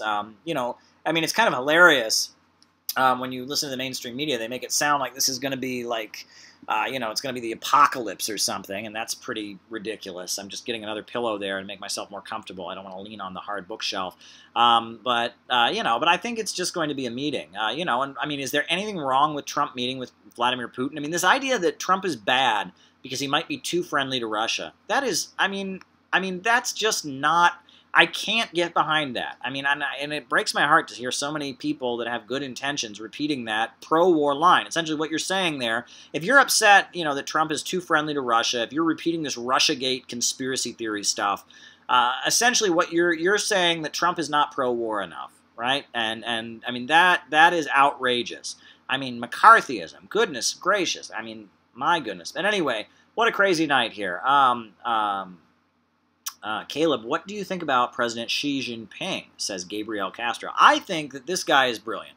President Xi Jinping is doing a great thing in China, right? He's leading a crackdown on corruption, because that's been a problem in China for a long time, has been corruption, and, you know, he's leading a crackdown on it. And U.S. media, it's funny, when there is corruption in China, U.S. media rakes China over the coals for it. It says, oh my goodness, look how corrupt they are.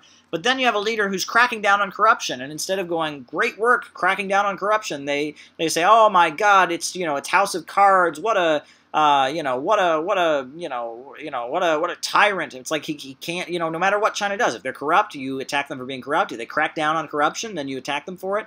You know, President Xi's One Belt, One Road initiative is brilliant. Building infrastructure in the developing world. I mean, they built, you know, they built these trains in Indonesia and Nigeria. They built electrical power plants in developing countries. They built airports in Bangladesh. They're building, you know, they're helping to bring Pakistan into the world economy by building railroads to connect their major cities to the ocean. I mean, One Belt, One Road initiative is a very, very good policy, and it's win-win cooperation. China is benefiting from it, and the countries in the developing world that are part of it are also developing from it. And it's based on a different economic theory, the idea that the state has an obligation to control the economy and build up and raise the standard of living. That's the Belt and Road theory, right? It's not this idea that free market, you just privatize everything, and eventually it'll all work out because, you know, the government, you know, always gets in the way. It's the opposite of neoliberalism. You know, the Belt and Road Initiative is basically promoting the idea that the state has a duty to improve the lives of the population. I think it would be great for the USA to join the One Belt, One Road Initiative. I think that would be great. And if we could, you know, New York City, our subways are a mess. The subway system is a complete mess. And, you know, there's an ad campaign in New York City that blames it all on the unions, says we need to privatize. The subways are already private, by the way. People don't know that. But the MTA is not government. They're private, you know. But you know what we need ultimately, I think it'd be great, is if we nationalized our subways, made them government property again, and then we brought in the China Railway Corporation, the company that makes the fastest train in the entire world. You know, these brilliant train corporations, brought them in to fix up our subway systems. I mean, it's crazy. If you look at our train systems in the USA, it's a joke. You know, we're here in the USA, Wall Street, the capital of capitalism. We got subways that are constantly having delays, not coming on time. You know, the subway stations are a mess. I mean, the stairwells all smell like urine. You know, I mean, garbage everywhere. Meanwhile, I go to Russia, which is, you know, a country that has come a long way. It's not anywhere near the level of development that we have here in the USA. You go to the Moscow subways, it's like a paradise. I was in the Moscow subways, I was like, this is like amazing. The trains come every 5 minutes, all 24/7. They're coming every 5 minutes. The stones and the subway stations are the cleanest places you've ever seen. You know, Pyongyang. Look up the Pyongyang subways. North Korea. This is a country that's had lots of problems, facing huge international sanctions. Look at their subways. Amazing. Like a palace practically, with paintings and such. Look at our subways. It's a joke. This is neoliberalism. This is what capitalism and this idea that we should just privatize everything, get the government out of the way, blah, blah, blah. This is what it's led to. I mean, it's a joke. And all over the world, everywhere you go in the world, they have better train systems than we do. China is expert at building trains. I mean, China has really poured a lot of government money into building up, you know, modern transportation, construction. They build high-speed trains, they build regular trains, and they build amazing, efficient train systems that don't break down, that are very, very efficient. China is kind of leading the world in all of that. I think we ought to join the Belt and Road, and we ought to work with Chinese companies to come in here and fix up our water system so kids in Flint, Michigan aren't drinking lead in their water. And fix up our power plants and fix up our roads and build new universities. And I think that the USA joining the Belt and Road Initiative would be a great thing. I think we need to do it. I am for it. I am for the USA joining the One Belt One Road Initiative. And it would be the opposite of the kind of slash and burn neoliberalism, wreck countries' economies so we can stay on top policies we've seen out of the IMF and the World Bank. Now I know the IMF is starting to criticize itself and say, oh, we've been too neoliberal, too free market oriented. Well, there you go.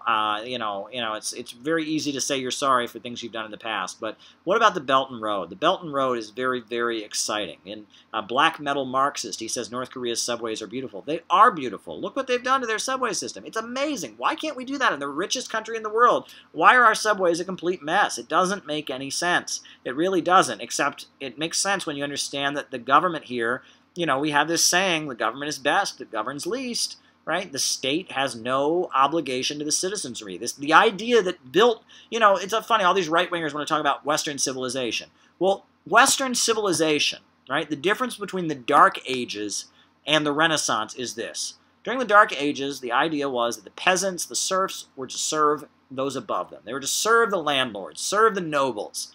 That was the role that they existed, right? They were to serve their quote-unquote natural superiors. However, with the rise of the Renaissance, you got the notion that the government had an obligation to serve the people, right? And you got the rise of figures like Leonardo da Vinci and Johannes Kepler. And you had, the Tudor monarchy. As many horrendous crimes as were committed by the Tudor monarchy in Britain, one thing they did is they built roads and infrastructure, and they provided public education. And they started educating people, and they built universities. And the Renaissance, Western civilization, by the way, that thing that the right wing always claims they're so in favor of, was built by the notion that the government had an obligation to improve the lives of the population. That was what built Western civilization. All that, all these right-wingers love to go on about Western civilization. It was built by populism, by the notion that the government should serve the people. That is what built Western civilization. You go back to the Renaissance, that is what made the Renaissance different than the Dark Ages. That's what created modern science. That's what created, the birth of so much modern technology, so much modern mathematics, modern astronomy came from this notion that governments had an obligation to try and find the smart people among the population and unleash them and put them to work to build a better life for the population. And that's been gotten rid of. Now with the rise of neoliberalism, government hands off, corporations making profits. Hey, the free market, the market will solve it, the market will figure it out. Ha ha ha ha. And that is the death of civilization. That is the death of civilization. And that's why the East is rising. Russia and China are rising. That's why countries in the developing world, right now, I was in Russia, and I went to Valdi Discussion Club, and I heard Asil Toji, who is the head of the Nobel Prize Committee. And he talked about how in Eurasia right now, on the Eurasian subcontinent or hemisphere, there is what he calls a golden era.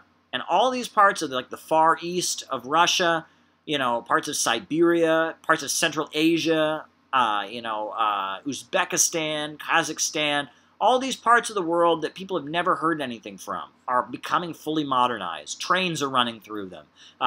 Schools are being built. Electrical power plants are being constructed. And Eurasia is rising right now. And it's rising because both the Russian and the Chinese government buy into this idea that the government should be working to improve the lives of the population, right? That they don't say, in Eurasia, in Russia and China, if people say, hey, we want the government to come build a hospital in our area, no one says, oh, you're a commie, pull yourself up by your bootstraps, go get a job. Why should the government build a hospital for you, you lazy bum? That's not the attitude that those governments have. That kind of thinking just doesn't prevail over there. Those ideas, mind you, those are British ideas. That stuff comes out of Adam Smith. That comes out of the survival of the fittest stuff. Charles Darwin put a lot of that stuff forward in his work on biology. He was a good biologist, but he wasn't. His ideas are not meant to be social science. And these British, what they call Atlanticist ideas that, that who cares, if poor people die, that's great, because then they won't have children because they're weak. That kind of thinking, that disgusting thinking, that mindset, that's the root of British imperialism. That's at the time British bankers were ascending and dominating the world, with using the cotton picked by American slaves in their textile industry. And those poisonous ideas, the origins of British economic imperialism, those ideas have polluted the world. And Russia and China emerged in a rejection of those ideas. The Russian Revolution of 1917, the Chinese Revolution of 1949 were two countries that had been kept in chronic poverty by the domination of British bankers who believed in holding back development. And those two countries broke free and began to develop.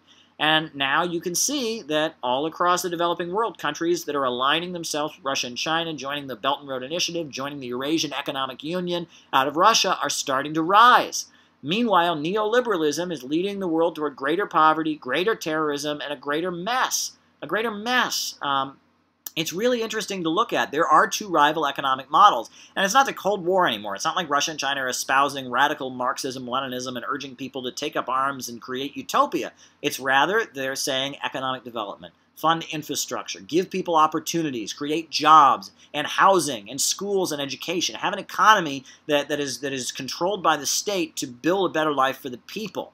That's kind of the idea and the thinking that's coming out of the Eastern world. It's making people's lives better. Meanwhile, in the Western world, we believe in radical individualism. Do your own thing, man. You're on your own. The government has no obligation to give you anything, right? Pull yourself up by your bootstraps. The government is best that governs least. We believe in libertarianism. Libertarians drive me crazy. They should love America as it is right now. We are the most libertarian country in the industrialized world, right? National health care? Oh, we can't have that. That's communism. If you give people the right to see a doctor when they're sick, that's communism. You can't have that. Oh, free college and universities like almost every other industrial country. Oh, we can't do that. Oh, people should pay and be in debt for years to go to college, right? Oh, build roads, pay for roads. We can't do that. We got all these wars to fight. We got to blow things up. We got to have the military, right? And why should the government be building up infrastructure, right? This country should be a paradise. All the Ayn Rand fans, all the Milton Friedman enthusiasts, all the Murray Rothbard, Ludwig von Mises fans, they should be dancing and celebrating right now. They're the most bitter people. I don't get it. I really don't get it. They're all bitter, and they're like, oh, this isn't real capitalist. America's a communist country. They're crazy, right? And the funny thing is, everything that people say, every stereotype people have in their head about socialists and communists is so true for libertarians, right? Right? Libertarians, if you point to any problem in the United States and blame it on capitalism, they say, well, it's not real capitalism, right? Right? That's the stereotype, right? They're a bunch of campus Trotskyites, right? It's not real socialism. No, it's not real capitalism, right? And furthermore, they don't care about the consequences, right? They admire Augusto Pinochet. How many people did Augusto Pinochet kill directly, right? When he came to power, he was rounding people up in sports stadiums and killing them, but not just directly. Look at the result of his economic policies. Chile, under Pinochet in the 1970s, 20 to 30% unemployment. They've actually done studies where there are people in Chile who were children during the reign of Augusto Pinochet when he came into power and brought in Milton Friedman and the Chicago School of Economics, who have become mentally disabled because of childhood malnutrition they got under the Pinochet regime. Right? Because all these food subsidies were cut. There used to be food subsidies in the Chilean government. They were all cut by the Pinochet government. So all kinds of children all over Chile, when their parents got all their food subsidies suddenly cut off in the aftermath of the 1973 coup, they didn't have proper food. And the price of food skyrocketed. The average family in Chile was spending about 70% of their income on food. And as a result, children were developmentally disabled. People died. It was economic destruction of a country. And the Chilean economy didn't start to improve until the 80s. The early 80s, 1982, 83, when they started nationalizing things and reasserting government control and stopped listening to Milton Friedman and kicked Milton Friedman out of the country. The economic policies of Milton Friedman, the economic policies of Jeffrey Sachs, these neoliberal free market policies, they were a disaster in Latin America as they were imposed across Latin America, first in Chile, then in Argentina, then eventually in Bolivia and in Venezuela in the 1990s. They've been a disaster. They've led to mass starvation, mass suffering, mass death. Then, after the fall of the Soviet Union These folks, you know, the Chicago School economic theorists, Jeffrey Sachs, they all went into Eastern Europe in the 1990s as well. And it was the same thing, economic destruction. People even used the word economic genocide to describe what they were doing. That's how some economists described it. These policies are disastrous, but if you point that out to any libertarian, well, you know, it's justified because we have to get to real capitalism. It's crazy. So every stereotype you have in your head, right? Communists don't care how many people die in order to carry out their social experiment. We've heard that before. Communists, oh, whenever there's, you know, some socialist country that has a problem, they say, well, it's not real socialism. Libertarians do that. They absolutely do that, right? And in terms of libertarian, you know, thought, the USA, as it is right now, with crumbling schools, crumbling infrastructure, you know, people, healthcare costs through the roof, you know, in every way, we are as close to the libertarian, you know, ideal as any Western country has ever been, right? Obamacare, you know, yes, okay, yes, the government's involved a little bit, but compared to how it's involved in every other industrial country, it's not. Our educational system, again, yes, okay, does the government facilitate student loans? Sure, but compared to every other industrial country, we've got a laissez-faire policy when it comes to education. And as a result, the country is a wreck, right? The country is a wreck. Libertarians should be dancing up and down and saying, look how great it is, but it's not, right? But then their answer is always, oh, we got to do it more, right? It's just not libertarian enough, right? We just got to, you know, completely get rid of public education. The fact that we still have public schools, that means we're communists. And you talk to these people, it's never enough. Never, you know, it wasn't enough when they wrecked Chile, wasn't enough when they wrecked Argentina, wasn't enough when they wrecked Bolivia in the 1990s, wasn't enough when they wrecked Venezuela in the 1990s, and things got so bad you had the riots and the Caracazo, and the country, people didn't have electricity, and ultimately Chavez, you know, emerged to repudiate neoliberalism in the 1990s. You know, it wasn't enough that they wrecked Eastern Europe and people were starving and sex trafficking and all of that. No. You know, it's never real libertarianism, right? Never real libertarianism, right?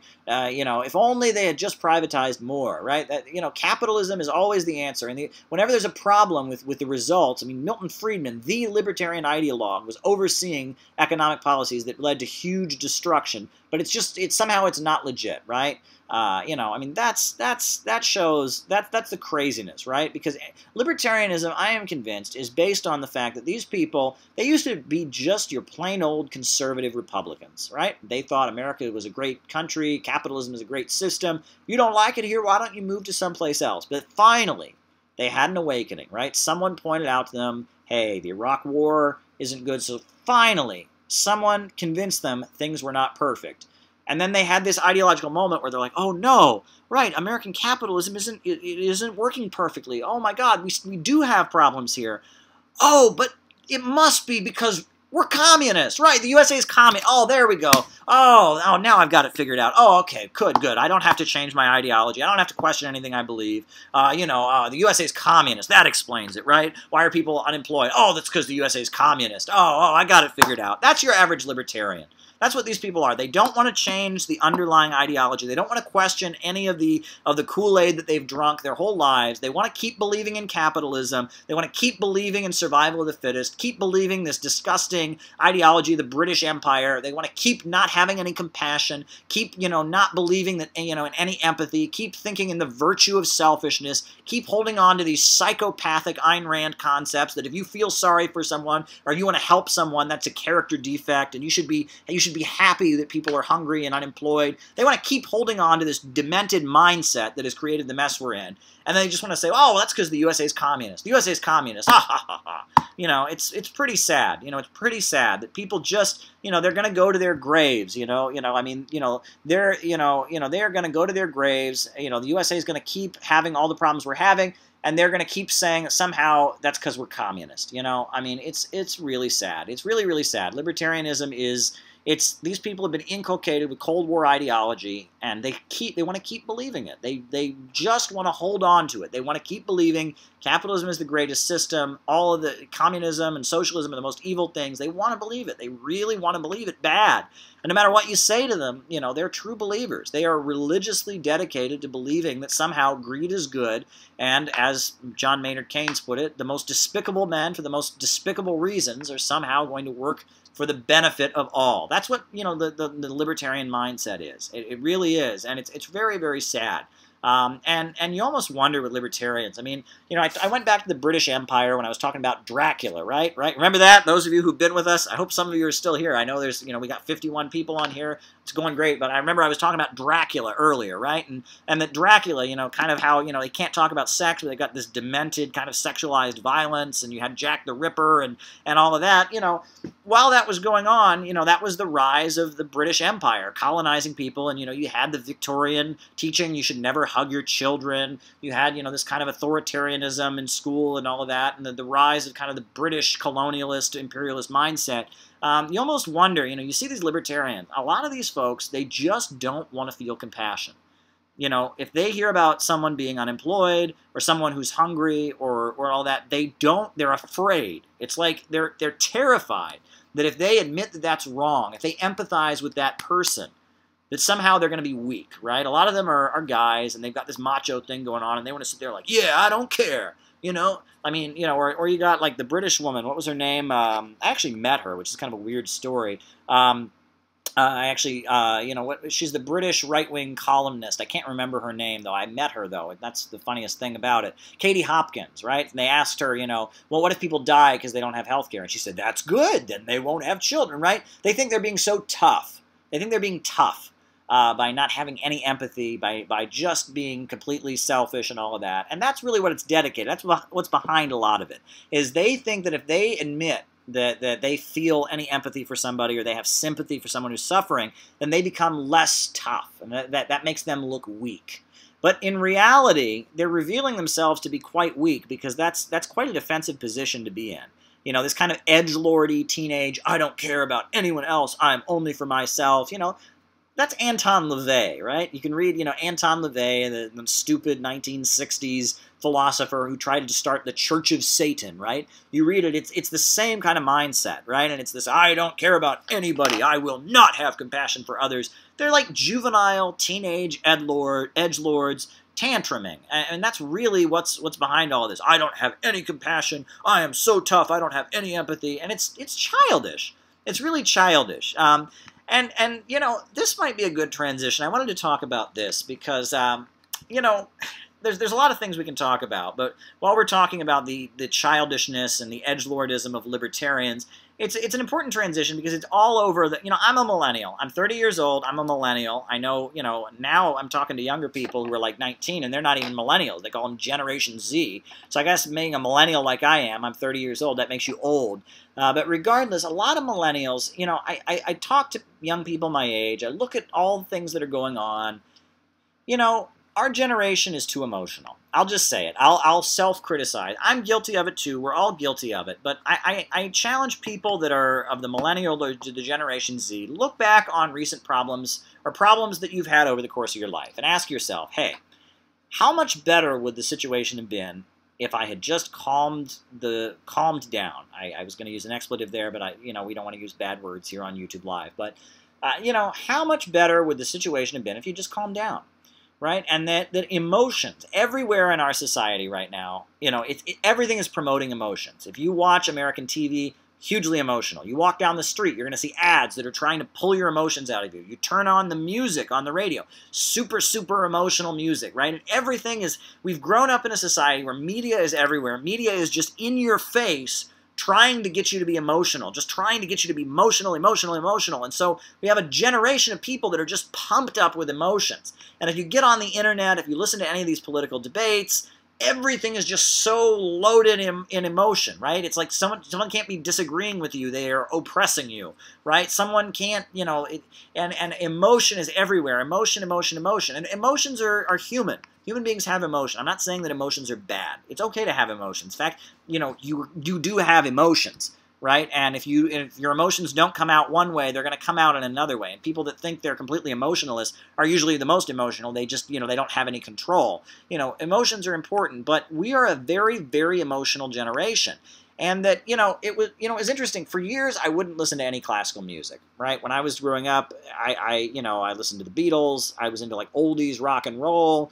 I've always liked folk music, but I always just hated classical music. I thought it was boring. I just thought it was boring. And, I had very strict parents that would only let me listen to NPR, and so I was always hearing, they would always turn on classical music, and I was just like, oh, I hate classical music. I had a roommate in college, and he was a music major. He wrote music. He was studying music composition, and he got me to listen to Wagner. And I listened to Wagner, and I started listening to Wagnerian music, and I suddenly found, oh wow, like classical music doesn't have to be boring. That's what I thought, right?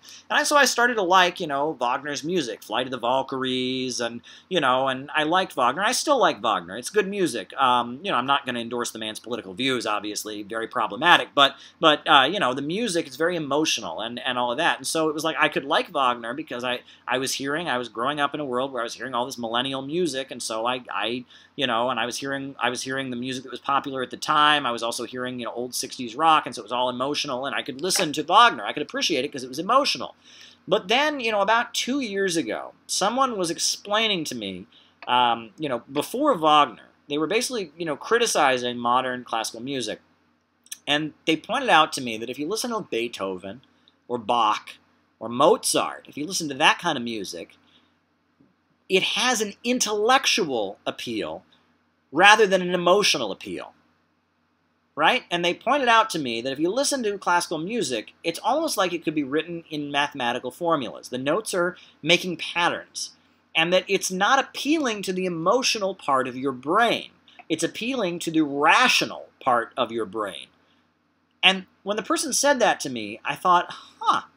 And so I turned on some Mozart, some Beethoven, some Bach, and I realized that it's actually enjoyable. But the reason that I had not liked classical music prior to that was, the reason that I had not liked classical music prior to that was because I had only come to appreciate music in an emotional way. And I had not thought to appreciate music in an intellectual way. I had not thought of listening to music like reading a book. I thought of listening to music like, I want to jam and, Stairway to Heaven and all of that. But when it was pointed out to me that Bach, Beethoven, all this music that came before Wagner, it all has an intellectual appeal. And it's appealing to the intellectual side of your brain rather than the emotional side. And that the beauty is reached not with emotions. That was a huge discovery for me when this was pointed out to me. And so now I love classical music. I try to wake up in the morning with classical music. I try to go to sleep at night with classical music. And I've learned that we live in a society that is just, it's emotional overload. Emotions are everywhere, right? Years ago, people thought that King Kong, I'm talking about movies again, King Kong, people thought that was a scary movie. Right? I tried to watch the original King Kong. I almost fell asleep. But people saw that. They thought that was super emotional and scary. And we live in a society where our emotional tolerance has been jacked up to such a high level. And we're looking for, everything is in terms of emotions. And I'm convinced, that's a big factor in why, Americans can't find their own country on a map, is because emotions are not completely tied in with the human intelligence. That in a lot of ways, emotions appeal to a part of the brain that is very animalistic, is fight or flight, is very much, is fight or flight, panic, rage, fear, terror, excitement. These are not, you're not thinking clearly. And I'll say the same for sexuality. You know what I mean? I'm not advocating puritanical values, but, the fact that there is naked people all over billboards and stuff, just like you're not thinking clearly when you're in a rage, you're not thinking clearly when you're terrified, you're also not thinking clearly when you're sexually aroused. And that these emotions that are everywhere, the sex and violence that is everywhere, it has taken a toll on the psyche of the population. People become stupider. I am convinced that people lose their ability to be intelligent because there is so much sex and violence everywhere, and because emotions are everywhere. And that this kind of emphasis on emotions that is everywhere nowadays in U.S. culture is taking a toll on the intelligence of the population. And that the reason that so many people in the USA don't know where their country is on a map, can't tell you all kinds of basic things, the reason for that is rooted in the fact that there's everything is so emotional, and that emotions are cheap in a lot of ways. It's funny, you know, I've noticed that in movies nowadays, movies and television, grossness and shock value has replaced hard work. I'm going to drink some water now. No more of that soda stuff. I'm going to drink some water. But like, if you watch a lot of comedy shows, instead of, you know, having a really clever joke that makes you laugh, they gross you out and they show you some gross sexual or blood and gore stuff, and that's supposed to be funny, right? A lot of horror movies, instead of coming up with a very scary, elaborate story that makes you scared, instead they gross you out with a bunch of blood and gore and shock value, and it, you know, takes the place of scary stories, right? Action movies, right? Instead of coming up with a very, very complicated plot that's very exciting, they show you a lot of blood and gore and guns and violence, you know, and that takes the place. And that gross and shock value has come to substitute, you know, what was beautiful in art in times past. And that it's really kind of a tragedy. But that grossness, it's almost like, you know, imagine that someone put tofu in your food. Instead of, you wanted to go bite into a great hamburger and you just got a mouthful of like tofu. Grossness it's cheap. It's doing a half job. And that grossness has taken the place. Grossness and shock value has replaced funny. Grossness and shock value has replaced scariness. It's replaced action. You know, and that grossness is everywhere in U.S. society now, and that grossness is cheap. It's not. It's taken over the real value of art. So what are people saying in the comments?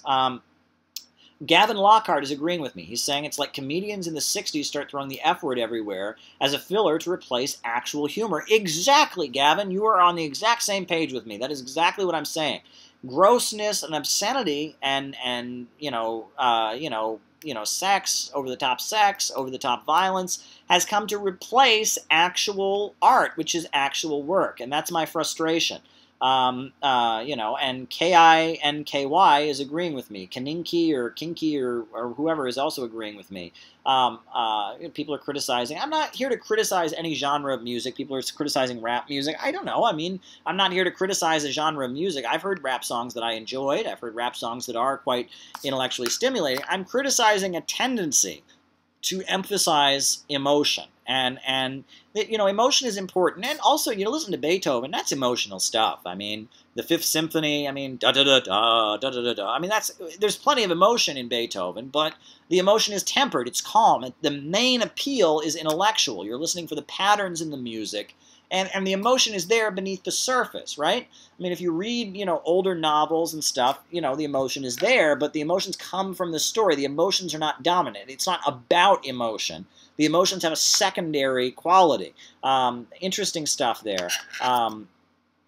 Next to my Russian son, you, Ray, are my hero. I don't know. That's Henry Rennis. I don't know if he's talking to me. Oh, he's saying you are my hero. Well, I'm glad to be your hero, Henry. I'm always glad to inspire people. I'm having a great time. You know, it's been 2 hours. We are about to hit the 2-hour mark, but I'm happy. You know, it's Saturday night. You and me, we're on here. It's been roughly 50 people on here for this live. We are having a great time. Gavin Lockhart, we seem to be approaching an age of the gross. Spiro Agnew. Well, I'm not going to quote Spiro Agnew. He wasn't the nicest guy. You know, the nodding nabobs of negativism and all of that. But Spiro Agnew, I mean, when he says that grossness is taking over, I mean, he's right. And that's one of the problems, I think, is that it's an easy sell. And this is a problem with a lot of art nowadays, is that it's an easy sell, right? You know, why does Hollywood make the same movie over and over and over and over and over and over again? Why do they do that?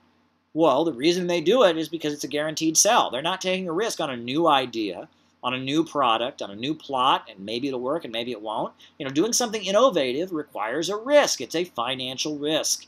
Hollywood doesn't want to take a financial risk, right? And so, you know, gross reproduction of the same thing over and over again, not taking risks, not taking new innovations, not trying something out, you know, it's a way to guarantee a return on your investment. You know, there's this myth that capitalism is the only system that ever leads to creativity. That's a complete myth. That's completely false. You know, who invented the AK-47 rifle, the LED lights? You know, I mean, China is making huge breakthroughs in computer technology. And actually, interestingly, all of the technological advances that were necessary to create the iPhone came from government-sponsored research. The government, even in capitalist countries, the government tends to sponsor most of the innovation and the creativity. The private sector does not like to risk money. It's in there, they're in there to see a return on their investment. And yes, they do take risks. They do invent new things. I'm not going to deny that. However, they prefer not to. They just want to secure investment. They want to keep making money. In fact, the Koch brothers, these right-wing capitalists, their father, Fred Koch, he invented a new method of thermal cracking, of turning oil into gasoline. And did the U.S. free market economy of the 1930s and 20s just embrace him for it? No. In fact, the only country that would try out and really put his new method of thermal cracking into practice was the Soviet Union. And really the Koch brothers, despite being right-wing libertarians, and Ayn Rand admirers, and they actually owe their entire fortune to the Soviet Union. It was the Soviet Union that was willing to try out the new innovative techniques that Fred Koch, their father, invented in the oil industry. And the response of the American oil capitalists was to try and sue him and prevent anyone from doing it in order to maintain the status quo where they were on top. Capitalists want to maintain the status quo so they can be on top. And that's why China is leading the world right now in electric cars and in green technology, because the current global order is really based on the fact that we have an oil-based economy. That's what the current global order is based on, right? Chase Bank, ExxonMobil, BP, that's, the British, that's HSBC Bank, Chevron, Shell Oil, the big entities that dominate the global financial markets, that are key in the London Stock Exchange, key on Wall Street, are all tied in with petroleum, with oil. And so they want to keep us in an oil-based economy. But China, on the other hand, is pushing electric cars like crazy because one of their weaknesses geopolitically is the fact that they're dependent on oil. That South China Sea, that's where a lot of the oil tankers bring the oil in, and that's why China is desperate to keep it secure. Because they want to make sure that they can keep that flow of oil. China, their economy, which is producing huge amounts of copper, steel, aluminum, cell phones, biggest telecommunications manufacturer in the world. It's dependent on the importing of oil, and that's why they want to keep the South China Sea secure. They're not trying to colonize the South China Sea. They're trying to keep it secure so that the USA doesn't block their oil. And also, that's why China is working in Nicaragua to build this new canal to counter the Panama Canal. Because, again, the USA basically controls the Panama Canal, and already we've seen Cuban ships stopped in the Panama Canal and searched. The USA, even though there's a treaty and they're supposed to just let people go through the Panama Canal, they control, the USA ultimately has control, and so China is working with the government of the Sandinistas in Nicaragua to try and build this new canal to counter the Panama Canal. And you'll notice that now U.S. media is demonizing the government of Nicaragua. There's protests in Nicaragua that are basically funded and supported by Western capitalism. It's almost, it's basically a textbook color revolution going on there where the population supports Daniel Ortega and the Sandinista government based on Christianity, socialism, and solidarity. But you have the rich college kids that are getting encouraged and paid to go out and protest and being supported by the international media. The USA is trying to bring down the government of Nicaragua right now to stop this canal and stop the prosperous socialist government. Nicaragua was doing very well. Their economy was almost a model for Latin America, and then now we see the USA going in there and efforts to foment unrest in Nicaragua right now. We're all worried about the situation in Nicaragua. But speaking of that, folks, you'll have to forgive me if they don't approve. But I did write a book, Getting Rich Without Capitalism. This is my book, and it's selling better than most of my books have sold. I continue to sell copies of it, and it's popular not just in the United States. Europeans are buying it. I mean, I struck a chord here, Getting Rich Without Capitalism. And in this book, I lay into the idea that socialists and communists want people to be poor. And I talk about how Russia and China have been able to develop their economies and bring people out of poverty, and now China has billionaires. Every day another Chinese person becomes a millionaire. Billionaires are rising in China because of their socialist economy. Socialism enables people to become wealthy. We need to get past this idea that we want people to be poor, right? This idea that the socialists and communists want everyone to be poor, but it's equal, is just a myth. We want to enable everyone to become wealthy, but we don't want anyone to become wealthy by making someone else poor. That's the difference between capitalism and socialism. In socialism, people can become wealthy, but they can't become wealthy by making someone else poor. And in capitalism, the richest people, the Wall Street monopolists, the billionaires and bankers that run the world in global capitalist monopoly imperialism, the way that they stay rich and continue to enrich themselves is by making other people poor. And in a socialist economy, people can become wealthy by working to advance society. Jack Ma, right? He is a billionaire in China. But his work has enabled China as a society to advance, and he works in cooperation with the state-planned economy, and he's become wealthy in the process of making China wealthy, right? Isabel dos Santos in Angola, right? She is the richest woman in Africa, but she's become wealthy by helping, Angola to develop its own state-run cell phone company and using the oil profits to build infrastructure. And Isabel dos Santos, in a socialist state-run economy of the MPLA in Angola, despite the fact they're a very poor country, she has gotten wealthy by working to make Angola wealthy. And then in a socialist economy, you can have private businesses. You can have private companies. You can have people bringing in foreign investment. But they work in accordance with a state central plan that aims to work for the benefit of society. And I don't think socialist billionaire is an oxymoron. A socialist billionaire, a billionaire in a socialist country who is working with the government and with the rest of society to bring in foreign investment and raise the standard of living is a good thing. The problem with the billionaires in the USA isn't that they're rich. It isn't that they have a comfortable life. I want people to have a comfortable life. I want people to be able to, have a good life and have see a doctor when they're sick and all of that. I want people to be comfortable. I want more people to have a comfortable life, but I don't want, a small group of people to live a comfortable life at the expense of someone else. That's the reality. Under capitalism, the billionaires and the monopolists, they live and they become rich by making other people poor. They make profits at the expense of their workers. They work to advance technology, to eliminate jobs. They fight against unions. They try to lower wages. And the wealth of the billionaires that rule the Western world is created by making people around the world, especially, but even people in the United States, poor, right? They get rich from things like the prison industrial complex. They get rich from, pushing doctors to overprescribe opioid medications. They become wealthy by making other people poor. And that's what socialists object to. And socialism, a system where the banks, factories, and industries are controlled by the people, where society controls the means of production. That is the vision for making a society where everyone has a much better chance of becoming wealthy, and they become wealthy by making society more wealthy overall. Right? That's the difference. That's what socialism really is. So there we go. And I'm sure a lot of people don't agree with that, right? I mean, but if you read Marx's Capital, that's what he's writing about. He's writing about controlling the means of production so that the problem of overproduction and the contradiction between technology and the contradiction between socialized production and private accumulation is resolved. And read Marx's Capital. Marx did not want people to be poor. He did not want people to be poor.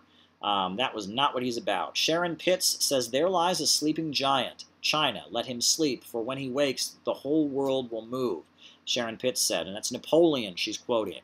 Well, she's exactly right. China is shaking the world right now. China awoke. They had 1911. They had the uprising with Sun Yat-sen, who was a socialist, by the way, and was actually a follower, and he studied the writings of Henry George, and he was a personal friend of Lenin. But the KMT, party, ultimately was taken over by Chiang Kai-shek, and then so the Communist Party became the party that was fighting to build, socialism in China based on the ideology of Marxism, Leninism, and Mao Zedong thought. Ultimately, in 1949, China ultimately came free from Western capitalism, and China has continued to rise, and China has been awakening, and Russia, the Russian Revolution of 1917, 1928, they started building a state-planned economy with the 5-year plans. Eurasia, the Eurasian hemisphere has awoken, and it's developed, and it's raised itself up out of poverty with economies that are controlled by the state, and which profits are not in command, but rather the state and human reason and human logic and planning is in command, and society is controlling the economy and controlling the major centers of economic power. And that's why the East is rising, and that's why the West is falling, is that there is, I mean, we have become more and more capitalist. We're becoming more and more Atlanticist, more and more British in the USA. Our radical individualism has gotten so extreme at this point, with, you know, I mean, that we just, there's no sense of solidarity, there's no sense of community obligation. And we've really taken capitalism and individualism to their logical conclusion in the Western countries, to the point that people just, you know, the society is crumbling, and it's just a free-for-all, and capitalists are making profits, and people are shooting up schools, and heroin addiction is everywhere, and the suicide rate is through the roof, and we are seeing the death agony of the capitalist system. You know, this is the ultimate end game of of capitalism, as we're seeing, the greed and the individualism and the belief that, that no one has any obligation to anyone else, and that empathy is a character flaw, and that no one should feel any solidarity or any duty. This is ultimately the decline, and this is we're seeing the death of the United States. This is the kind of things I always talk about, but it's a little bit depressing. But then every time I go over to Eurasia, when I go to Iran, when I go to Russia, I see a new civilization in birth, and that Eurasia is rising because they have planned economies. Oh boy, what a crazy time we're living in. I'm going to drink some water. But what else do folks want to talk about on here? We got all kinds of things to talk about. It's almost midnight here. We've been going for well over 2 hours. But hey, I'm enjoying this. You guys are special to me. You are my friends here, I'll tell you, those of you who are watching this. And we're doing something very special here, because I know you all listen to other people that call themselves socialists and all of that, and they don't talk the way I do. They don't. You know that. You and me, the 50 or so people, it's been in and out, it's about 50 people now, it's been 50 people consistently throughout it. I don't know if they're the same people, or people are leaving, people are coming, but all of us, we're part of a very special conversation, because we're talking about politics in a way people don't talk. On the left, you get an emphasis on cultural issues and oppression theory. On the right, you get a worship of capitalism, and you get individualism, and just this heartlessness and this kind of glorification of punishment and cruelty to other people. Neither the left nor the right is talking the way we're talking. We're talking about socialism in the way that Marx talked about it, and the idea that the economy should serve the people. And what we're doing here is really, really unique. Anthony Carter says, "Caleb, you're the best." Well, Anthony, you are special to me. You're the best. I don't know much about you, but I must say I care about you, and we're part of a special family here. This is a special conversation that we're having here. Libertas Eterna says, "Caleb knows his shit." Well, thank you, Libertas. I appreciate that. But what else is going on in the world today? What else do people want to talk about, right? All kinds of things are happening in the world today. We've been all over the place. It's almost 5 a.m. here, says RF. I don't know where you are, but you are not in my time zone. I'll tell you that much. Kaninki or Kinky or whatever says, "I'm very happy and very thankful to you, Caleb, and to your special group of mindful people." Well, thank you. And we are part of doing something really, really special here. I got to say, I'm looking forward to, I know Students and Youth for a New America, the group of students that I have the pleasure of knowing here in New York City. They're doing some great stuff. They're going to have an event about Syria coming up on August 5th. They're in the process of putting out the formal announcement. They're going to talk about how Syria's socialist economy has developed. They actually have a Syrian speaker, a really well-informed Syrian expert who's going to speak. I'm looking forward to that event. I know they're planning to have an event in the fall. It's going to be quite exciting. I think early October they're planning to have a kind of a mini conference they're calling "Only Socialism Can Save America." I'm really glad to see them doing what they're doing, and they're a great bunch of people, all of them in that group. It's really refreshing to meet young people that are interested in socialism and not interested in it in kind of an edgelordy, I want to burn down the world way, and they're not interested in kind of a liberal way either. They really, what the concepts that we're talking about here, the folks at Students and Youth for a New America, they get it. And they're very dedicated, and they're a very dedicated group of folks, always working on something new. I'm really excited. I'm being asked what I think about Ocasio-Cortez. Well, look, I met her. I met her at a Bernie Crap meetup. I'm actually photographed with her. We talked. She seems like a good person. Her heart is in the right place. I smiled from ear to ear when I found out that she won. I'm not in her district, so I couldn't vote for her. But, I smiled from ear to ear. And yes, I know, she said a lot of different things, and, she's new to all of this, right? I mean, she's been elected, I'm sure she was very shocked when she found out she won.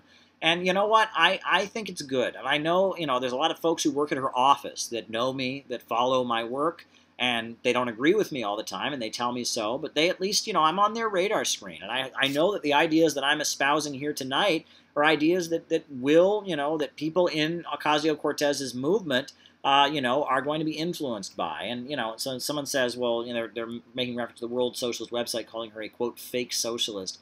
Oh, dear, okay, I mean, does she advocate the ideas that I'm putting forward here tonight, that the banks, factories, and industry should be run by the people? I doubt that. I think she's more of a Bernie Sanders type. She advocates kind of a bigger welfare state, and she's just kind of a mainstream Bernie-crat. But I think that people in her office who I've met, and even herself, we had a very short conversation at the meetup, and it was fun. I mean, she seemed very open to it, and, I think that it's a step forward. It was a defeat for Crowley and for the DNC Democrats that are corrupt, that have run New York City into the ground, that basically, have alienated so many people and overseen, the destruction economically of the United States. I think that her winning that Democratic primary was a victory, right? Obviously, I don't think she's going to create socialism from her office. She just has one seat. And again, she's new to this, and she's influenced by a lot of different people. I know she's a member of the Democratic Socialists of America. She is herself, and I'm not saying her winning is some glorious revolution, but I think it's a good thing. I smiled from ear to ear. I know that, a lot of folks who do listen to me, that I interact with, and who have political, exchanges with me pretty regularly, were working to get her elected, and that there are a lot of folks that have worked on her campaign who do think my ideas are pretty good. So, I think, then again, there's other people who work for her campaign who don't particularly like me, and, whatever, I think it's a step forward, and I think it was a defeat for the political establishment. I think it opened some doors. And I think it's a good thing that she won out there in Queens and Bronx. We got to get past this idea that as soon as some socialist somewhere wins, we have to denounce them as a fake socialist, right? I mean, come on. I don't think that her winning, it's not about, her winning proving that people believe in socialism. It's about showing that people were willing to vote for someone, who called themselves a socialist, and people were willing to vote against the DNC political machine in order to elect a socialist. I mean, I think that's the issue here. The same with Kshama Sawant. I'm not a member of Socialist Alternative. Those folks don't agree with me on a lot of things, but the fact that she won that city council seat out there in Seattle, that's a good thing. That was a good thing. And, I'm not endorsing Socialist Alternative. I'm endorsing the fact that in a major city in the United States, people voted for a socialist. I mean, you got to look at these things in the big picture. You don't want to look at these things in terms of, you can't be happy that somebody wins if you disagree with them on a few issues. If that's where you're at, I mean, you're thinking in religious terms. This isn't a religion here, right? This isn't like there's the one true word of Marx. There's the one true interpretation. And those who don't believe in it are awful. Gabriel Castro asked my thoughts on Ba'ath socialism. Well, Ba'ath Arab socialism has had a lot of real achievements. It's again, they're not Marxists per se. They study Marx. The Ba'ath movement did study Marx. They were influenced by Marxism, but ultimately they rejected Marxism and favored Arab nationalism and a unity of the Arab people. But they created, in Libya, or not in Libya, they weren't Ba'athists, but in Iraq and Syria, they created economies where the state controlled the major centers of economic power. They were aligned with the Soviet Union. And that Ba'ath Arab socialism, that's one form of socialism. Just like Bolivarianism is a form of socialism. Just like Deng Xiaoping theory and socialism with Chinese characteristics is a form of socialism. Just like the Soviet Union, that was a form of socialism. That socialism everywhere in the world doesn't look exactly the same. It doesn't espouse the same ideas and the same ideology.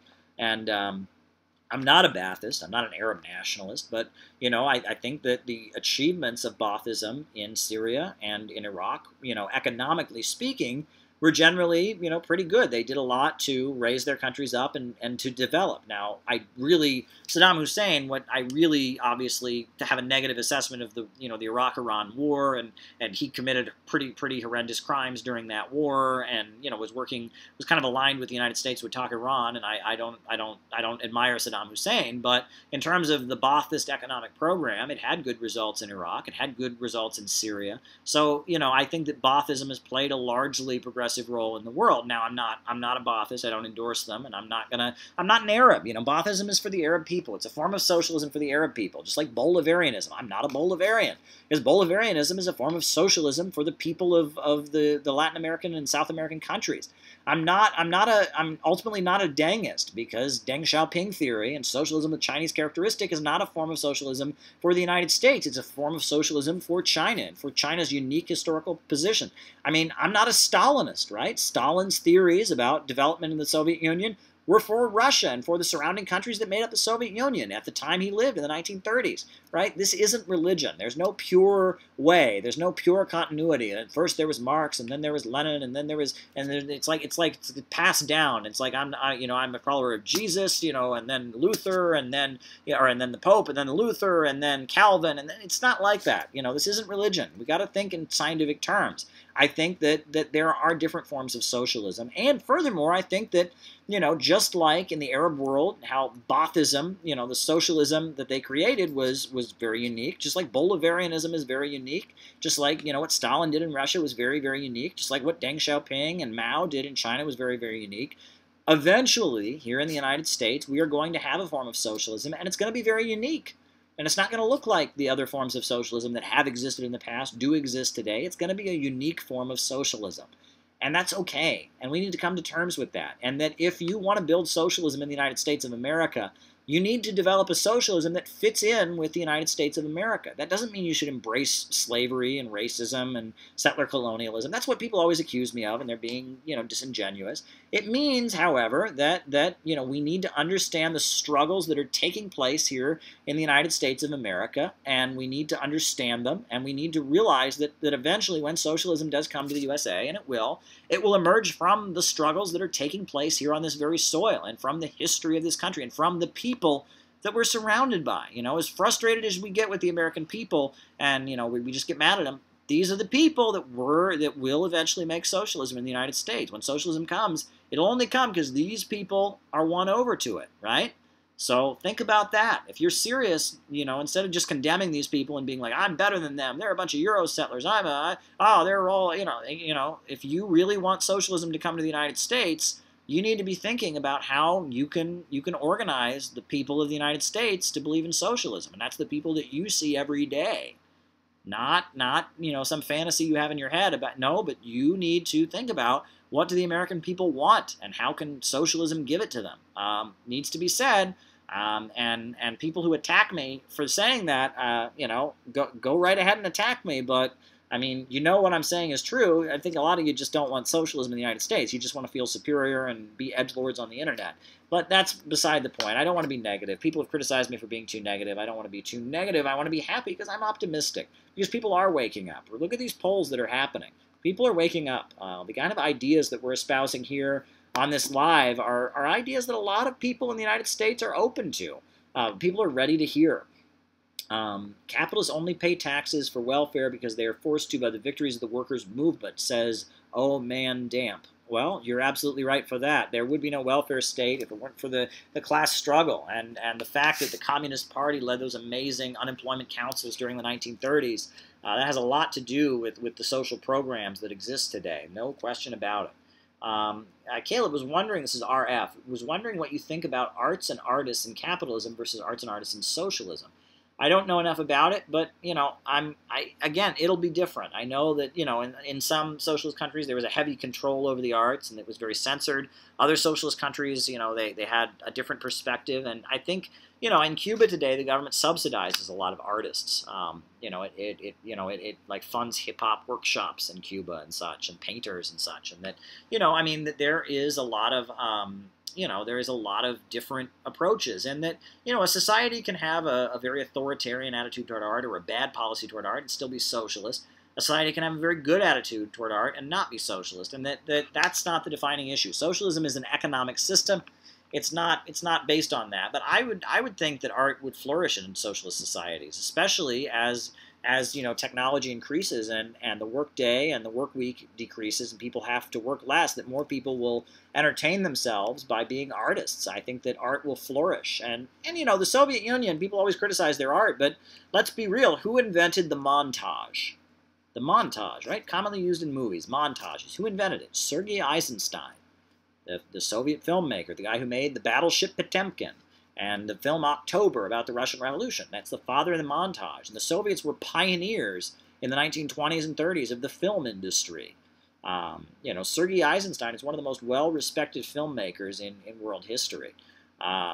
People always want to dump on socialist realism and be like, oh, socialist realism is just, oh, no, it's awful art. Well, no, the Soviet Union, the art that they were churning out in the 1920s and 30s, I mean, some of the films that they made, some of the paintings of Shostakovich's music, that was good stuff. And people always wanted to say, oh, they did it under the barrel of Stalin's gun. They're missing half the story there. That Soviet society really pushed art to flourish. And one thing that was interesting was that the symphony orchestras in the Soviet Union were for the population, that classical music was something the Soviet Union really promoted. And North Korea, too. I remember when I was at the World Festival of Youth and Students in Ecuador in 2013, the North Koreans were there, and people, a lot of the young people from the USA said, oh, they would never play the music by the dead white guys. They're a revolutionary country. Well, no, I saw choirs from North Korea playing the violin, playing Bach, playing Beethoven, playing Mozart, singing Italian opera music, Pellicoli, Pellicola, the classical culture is not something the socialist countries hate. This idea that we should never, listen to classical music because it's racist, because white people wrote it, that's very much the Western cultural left. That's the Congress for Cultural Freedom. It's very, very interesting, that people have this kind of, interesting view, and that, the socialist countries, art really flourished in a lot of the socialist countries. Now, was there heavy censorship? Were they required to not criticize the state and all of that? Sure, that was happening too, and I'm sure a lot of artists felt stifled. And ultimately, the reason, people talk about Beatles music playing a role in bringing down the USSR, well, contraband art and the fact that a lot of middle-class intellectuals felt stifled by the socialist system, Brzezinski was able to manipulate those sentiments on the part of the population, and that played a role, and that alienation among intellectuals played a role in bringing down the Soviet Union. So, it's something to talk about. But yes, the art did flourish under the Soviet system. The arts were promoted, but at the same time, there were problems too. But we only hear one side of the story, right? We only hear one side of the story, and I think that's part of the problem. Can you talk about Indonesia? How socialism and Marxism are actively suppressed to this day, like during the time of McCarthyism, since the genocide of the 1965 coup. Well, I can't, that's someone who calls themselves the communist. I can't talk about what's happening there. I was just at a conference in Russia, the World Conference on Parliamentism, and the leader from Indonesia, the speaker for their parliament, got up and gave a glowing tribute to the Soviet Union and to Sukarno, who was the socialistic president that was there before the 1965 coup. And so I get the impression that in Indonesia there is, a widespread admiration for socialism and Marxism, but I don't know. I'm just telling you, I don't know. I saw what the Speaker of the Indonesian Parliament said and how he spoke so positively of the Soviet Union and Khrushchev and Sukarno. And, now what happened in 1965, though, must be discussed.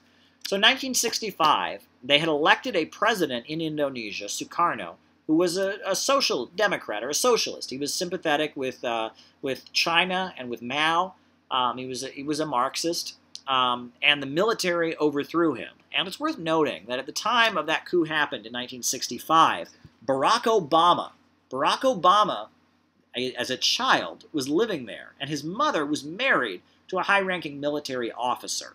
So Barack Obama, as a child, was living in Indonesia. The military overthrew the government, and they slaughtered the Indonesian Communist Party en masse. They were all just being rounded up and killed and wiped out. And then, in the aftermath of slaughtering the Communist Party, the coup actually went from just being a political slaughtering of communists, and it turned into a genocide against ethnically Chinese people in Indonesia.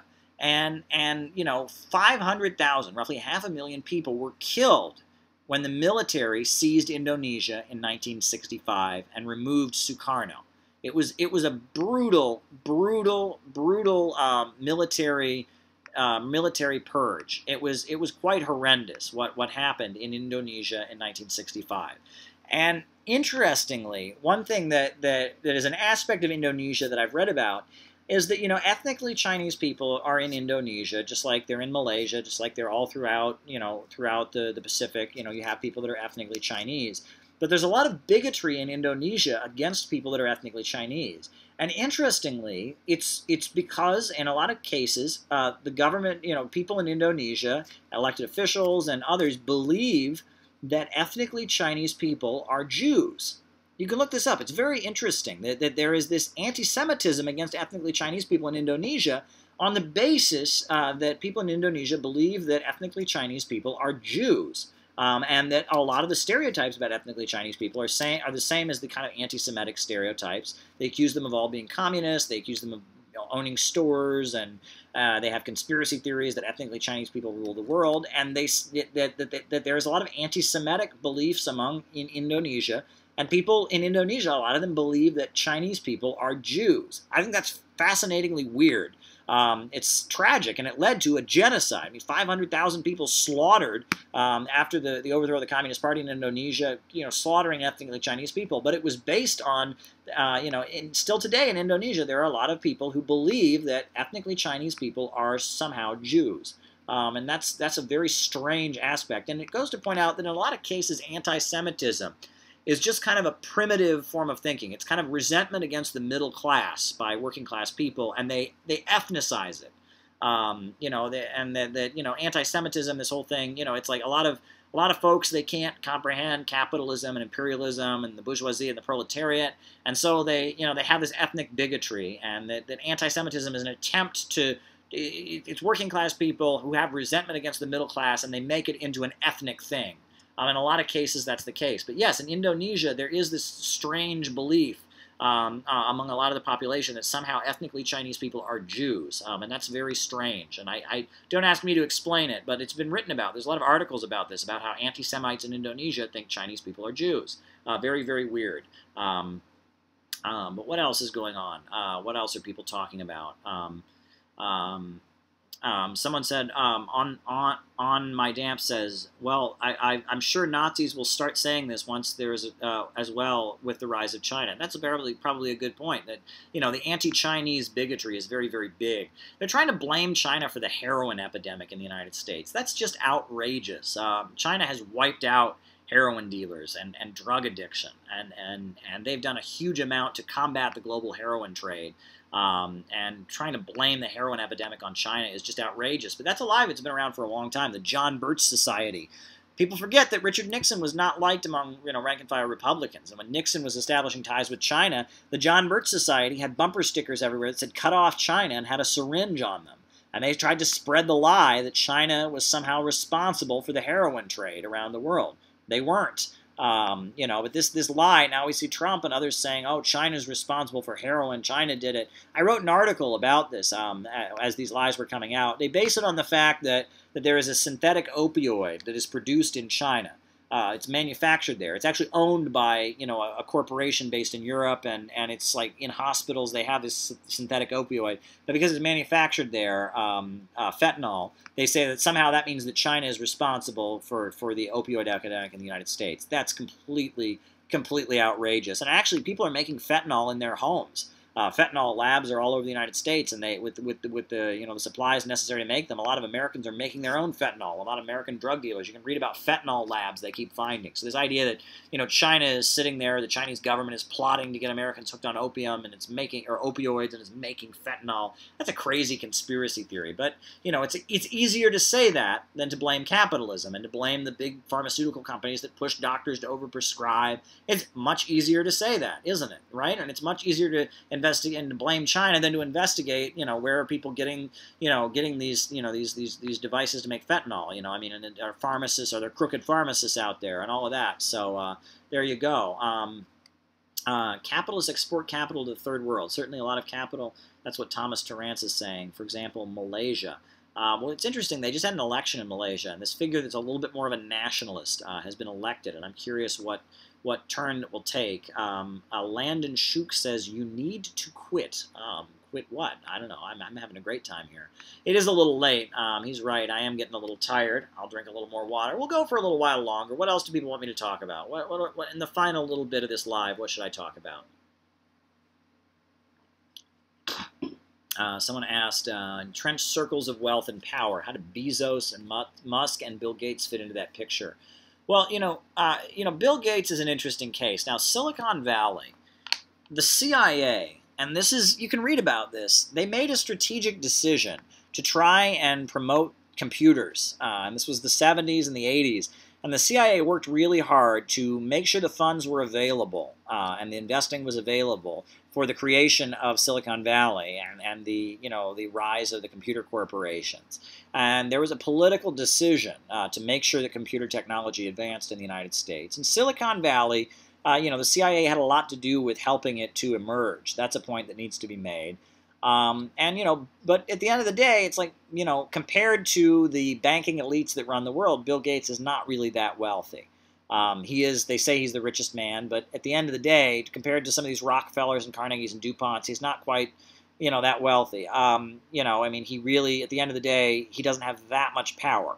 He controls Microsoft. He controls one big corporation. He's far more powerful than I am, and he's, very, very wealthy. But at the end of the day, the entrenched circles of wealth and power that finance his operations and that he ultimately had to get financed by to begin and all that. Silicon Valley, the Silicon Valley crowd, I think there are some of them that are emerging to challenge the power of Wall Street, but ultimately they're tied in with Wall Street, they're tied in with Bank of America and the Rockefellers, and in a lot of ways they're paid servants. Now, Jeff Bezos, that's another, that's Amazon.com, and he seems to have a spat with the Trump administration. There's something going on there. That's interesting. Recently someone accused me of defending Bezos. I'm not defending him, but again, the Silicon Valley elite is kind of subsidiary to the oil banking dynasties at this point. Now, they could go on to challenge their power, and you just see some disagreements there. Like, for example, I know the Silicon Valley folks are a little more pro-China. There's this whole thing with California, right? California voting to break into 3 separate states. Silicon Valley being very against Trump, and there's a lot going on there. The ruling class of the United States is divided. They're fighting a lot among themselves because they can't solve the crisis. And the rate of profits is dropping. And they want somebody else. They want the crisis to be resolved, but they want somebody else to resolve the crisis. And so we're seeing that. And so, yes, Silicon Valley and Elon Musk, and I saw that Elon Musk has actually said that he supports California breaking away from the United States. That's interesting. When I was in California, I interviewed California separatists, people that wanted it to break away, and I guess there's one tech billionaire, Elon Musk, that's on that bandwagon, right? And California has relations with China. It's putting sanctions on other states. Stuff is happening here. Stuff is happening very quickly, right? The divisions among the ruling class of the United States are intensifying, right? They're fighting over profits, and Trump represents, a variety, kind of a coalition of factions that are battling against other factions. You have the oil banking elites. You've got Silicon Valley. You've got Walmart now is against Trump. They've joined the resistance, right? I think the Waltons family and a lot of the Walmart folks were kind of supporting Trump at the beginning. Now Walmart has turned against Trump. You saw that at their shareholders convention. There are big divisions among the American ruling class right now, right? Howard Schultz, the CEO of Starbucks, says he wants to run for president. We'll see what happens there. So a lot of divisions among the American ruling class. They want some kind of Bonapartist to rush in and save the day, but they all want it to be their guy who will punish all the other capitalists and keep them safe. So, that's the situation we're in. Intense fighting among the ruling class, chaos. We're in an interesting period as Eurasia is rising with the planned economies, the chaos that's taking place in the Western world, as they scramble over profits, as technology is advancing in the aftermath of the computer revolution. I read a book by Nelson Peary. Right over here, I've got Nelson Peary's book, and it's funny because Nelson Peary died. And he's an economist. I'm not endorsing the political organization he started, but he wrote this book, The Future is Up to Us, and talking revolutionary politics with the American people. And it's transcribed. This old Marxist African-American leader who'd been in the Communist Party and then was a founder of the Maoist movement. He wrote this book, and it was published, I believe, in 2002, 2004. 2002 he writes this book, The Future is Up to Us. Read it. read what he says about economics, read what he says about the Soviet Union. This is, everything that he talked about back in 2002 is coming true, and it's coming true way, way, way more. He basically predicted that the computer revolution would lead to a crisis that capitalism could not overcome. And it would lead to, he predicts in there, he predicts a mass refugee crisis. He predicts, more destructive wars. And he's basically saying that the computer revolution is leading to a higher mode of production. And it's a higher mode of production that capitalism cannot handle, and that the Soviet Union functioned on the same industrial mode of production as Western capitalism, so ultimately it could not overcome it. And that every new social order emerges with a new mode of production. And, I would check out Nelson Peary, of all the writers. And, I would say his memoir. He wrote a memoir, Black Radical, and another one, Black Fire. They're pretty good. I mean, and he talks about the Communist Party and what made them strong, and how, after the Second World War, and McCarthyism, and then ultimately the Khrushchev secret speech, and, I've learned a lot from Nelson Peary. I think he was one of the smartest minds in the new communist movement. And if you want to study some of the most right-on, brilliant thinking of the new communist movement era that I was referencing earlier, I would check out Nelson Peary's writings, because, as much as, I have nothing to do with the organization that ultimately came out of his ideas, and I guess the Communist Labor Party that he started dissolved, but there's some other groups that are around, but I have nothing to do with him. I never met him, but, I've read his writings, and Nelson Peary, I learned a lot, just like William Z. Foster. There is this long tradition of people in the USA who believed in socialism, who weren't pointy-headed academics, but had this kind of very down-to-earth economic understanding of Marxism. I remember when I first got involved in politics, I met an 80-year-old woman who'd been in the Young Communist League in the 1920s, and she would sing me nursery rhymes. I remember when we used to meet in Cleveland, in downtown Cleveland, in Tower City Mall. We used to meet, we would meet at the Arby's in downtown Cleveland, in Tower City Mall. We'd have traded books, and I used to sit there, and she used to sing me these little nursery rhymes she'd learned when she was a child in Brooklyn in the Young Communist League. 1, 2, 3, young pioneers are we. We're fighting for the working class against the bourgeoisie. And just things like that. And that there used to be a vibrant culture of people in the United States who believed in Marxism. And the Communist Party, USA, when it existed, was a completely different animal than what we have, and what has, the left that exists today.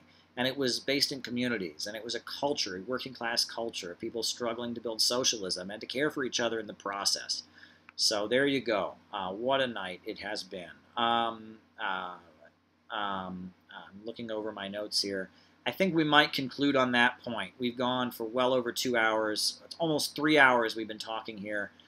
It's a pleasure. I want to thank you all for joining me.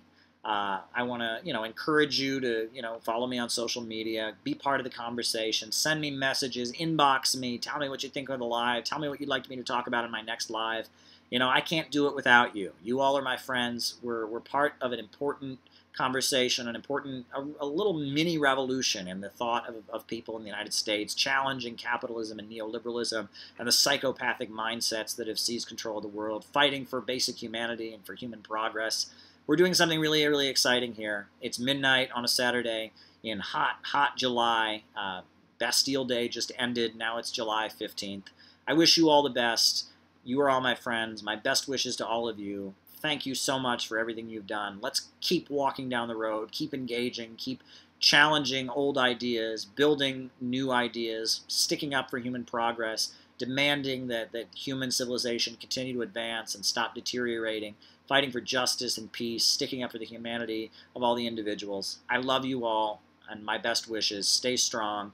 Much love from Caleb Maupin here. Have a wonderful day.